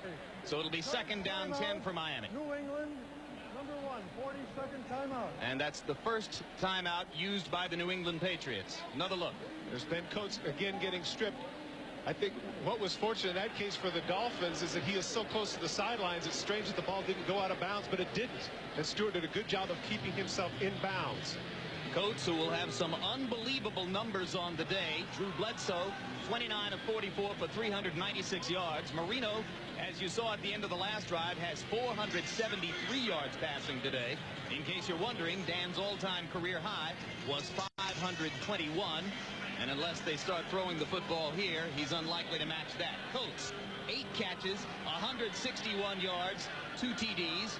Unlikely any tight end is going to do better than that on this first weekend of football in the 75th year of the National Football League. Let's look ahead just a little bit here, Jim. You mentioned the fact that he might not throw in this situation. I think that they're going to have to on third down, because what's happening here is that Miami, if they run 3 straight plays trying to take away their timeouts, they're going to come up 3rd and 10 or 3rd and long.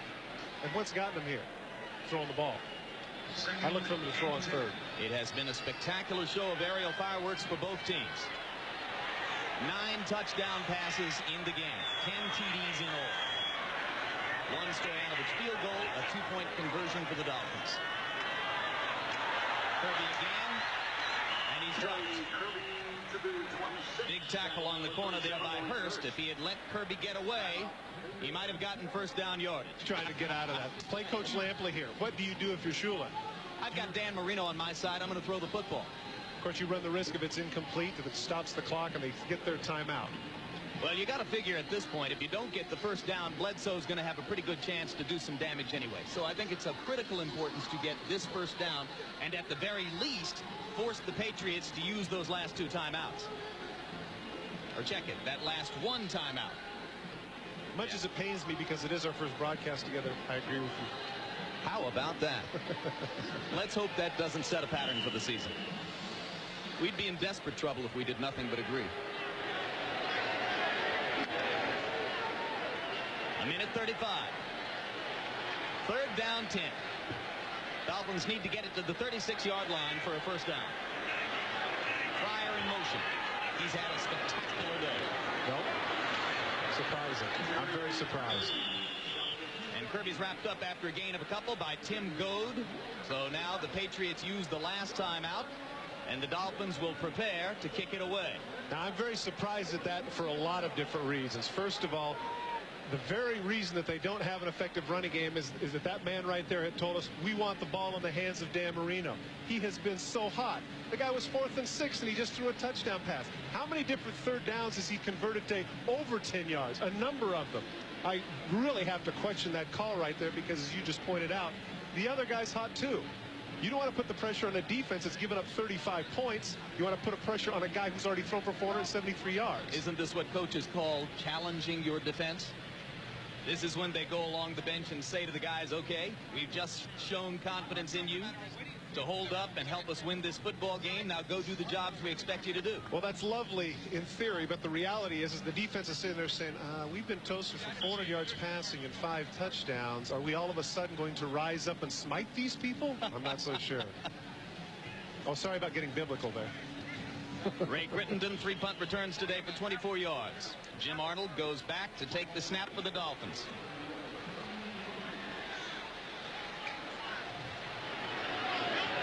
Veteran punter, tight formation for the Dolphins. Patriots were going for the block and got some pressure. Now here comes Crittenden. Makes a move, can't get outside, falls down at the 36-yard line. But you know, temporary stoppage of the clock now as the offense comes on the field. That's what I was about to say. I don't really think that situation, they went for the block, which surprised me. But the sooner he got down, the better, because that gives Bledsoe more time to operate. If he would have been running around, it could have cost him an extra 10 seconds. Even though he slipped, it's not all bad.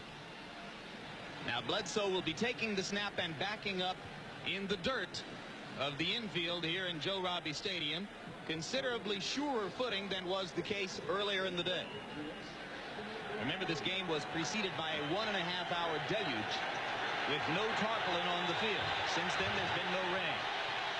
8 defensive backs in the game for Miami. 3 wide receivers on the field for New England. Bledsoe gets it to Leroy Thompson. Thompson gets a block and gets to the sideline, but that block may have been illegal. It sure was. It was Michael Stewart who was fighting to get to Leroy Thompson. And Parcells cringes now as he awaits the call. They're going to back the Patriots up. It was Vincent Brisby who was working to get that downfield block. Trying to do something aggressive, trying to help him out, trying to get Thompson out of bounds. Illegal block from behind, number 82, offense. 10 yards from the spot of the foul. Repeat, first down. Here comes from the left of your screen, number 82. Right in the back, he pushes J.B. Brown. It's a good call by the official. He ended up breaking the tackle anyway. 2 different officials saw it. Tough break for the Patriots. Ball goes back to the 31-yard line. It will be first down, 14 yards to go from there. Dolphins still with 8 defensive backs on the field. Bledsoe firing up to the 45-yard line. Heck of a catch in traffic by Timpson. It sure was. Once again, the mistake by the Miami defensive backs. Why are you going for the knockout? Why are you trying to intimidate at this case? Reach down and bat the ball down. Now it was the Patriots who at the end of the first half allowed Marino to complete 2 lengthy passes against their prevent and get the Dolphins in position for the field goal. New England needs a touchdown.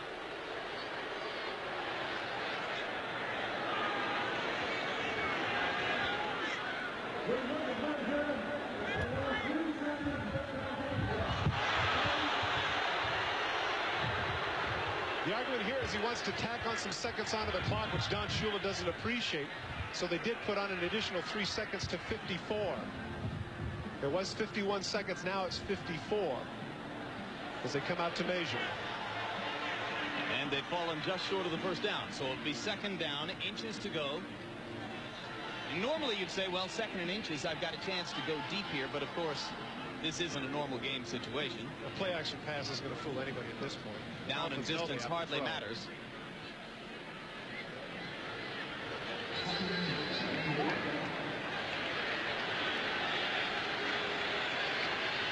Chains stay in place. They're still short of the first down.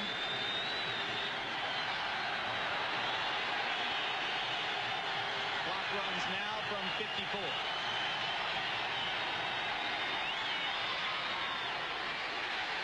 Brought down inbounds. J.B. Brown making the tackle on Michael Timpson. First down for the Patriots. He'd be wise to spike the ball right here.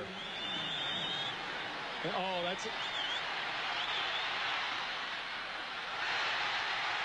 They get the incompletion and stop the clock. It was Crittenden in the open field who was hit from behind by Sean Hill. Bill Parcells is telling him what I just mentioned. Down the play here. Stop the clock.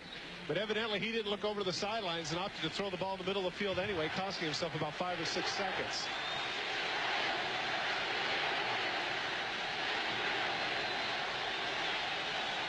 Crowd chanting for the Dolphin defense. From midfield.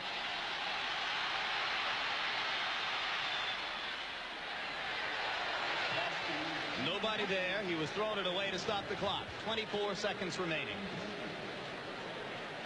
Now, 24 seconds, that doesn't mean that the middle of the field can't be used. What he has to tell the people in the huddle right now is that we need to get the first down in the middle of the field, sprint up there as quickly as possible on a hook route, and then spike the ball, and hopefully have the ball at around the 30 to 35 yard line with about 15 to 17 seconds left in the game. You do not necessarily have to get out of bounds at this point because they desperately need the first down, and if they hustle, they can come up and spike the ball and get away with it. And now for one of the first times all day, Coates comes out of the game as the Patriots go to 4 wide, and Steve Hawkins comes on. Bledsoe throwing the out. Crittenden, the intended receiver. And Sean Hill, number 31, was there to cover for the Dolphins. 18 seconds to go. And now you got 4th down and 10. The middle of the field is completely clear because of the way they're setting up defensively. They're trying to prevent the very thing that they've been trying to throw the last couple of times, which is near the sidelines. If they had Ben Coates just run to the middle of the field and set down in the hook position, they could get the first down. Hustle up, spike the ball, but they have 2 throws into the end zone. Great way to open the season. 2 quarterbacks over 400 yards, 9 touchdown passes. It all comes down to this, and the Dolphins make the play. Timpson, the intended receiver, Muhammad Oliver, and Sean Hill.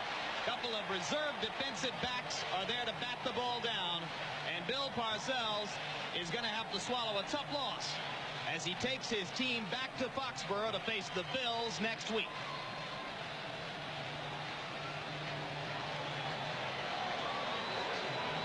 Finally opts to go to the middle of the field.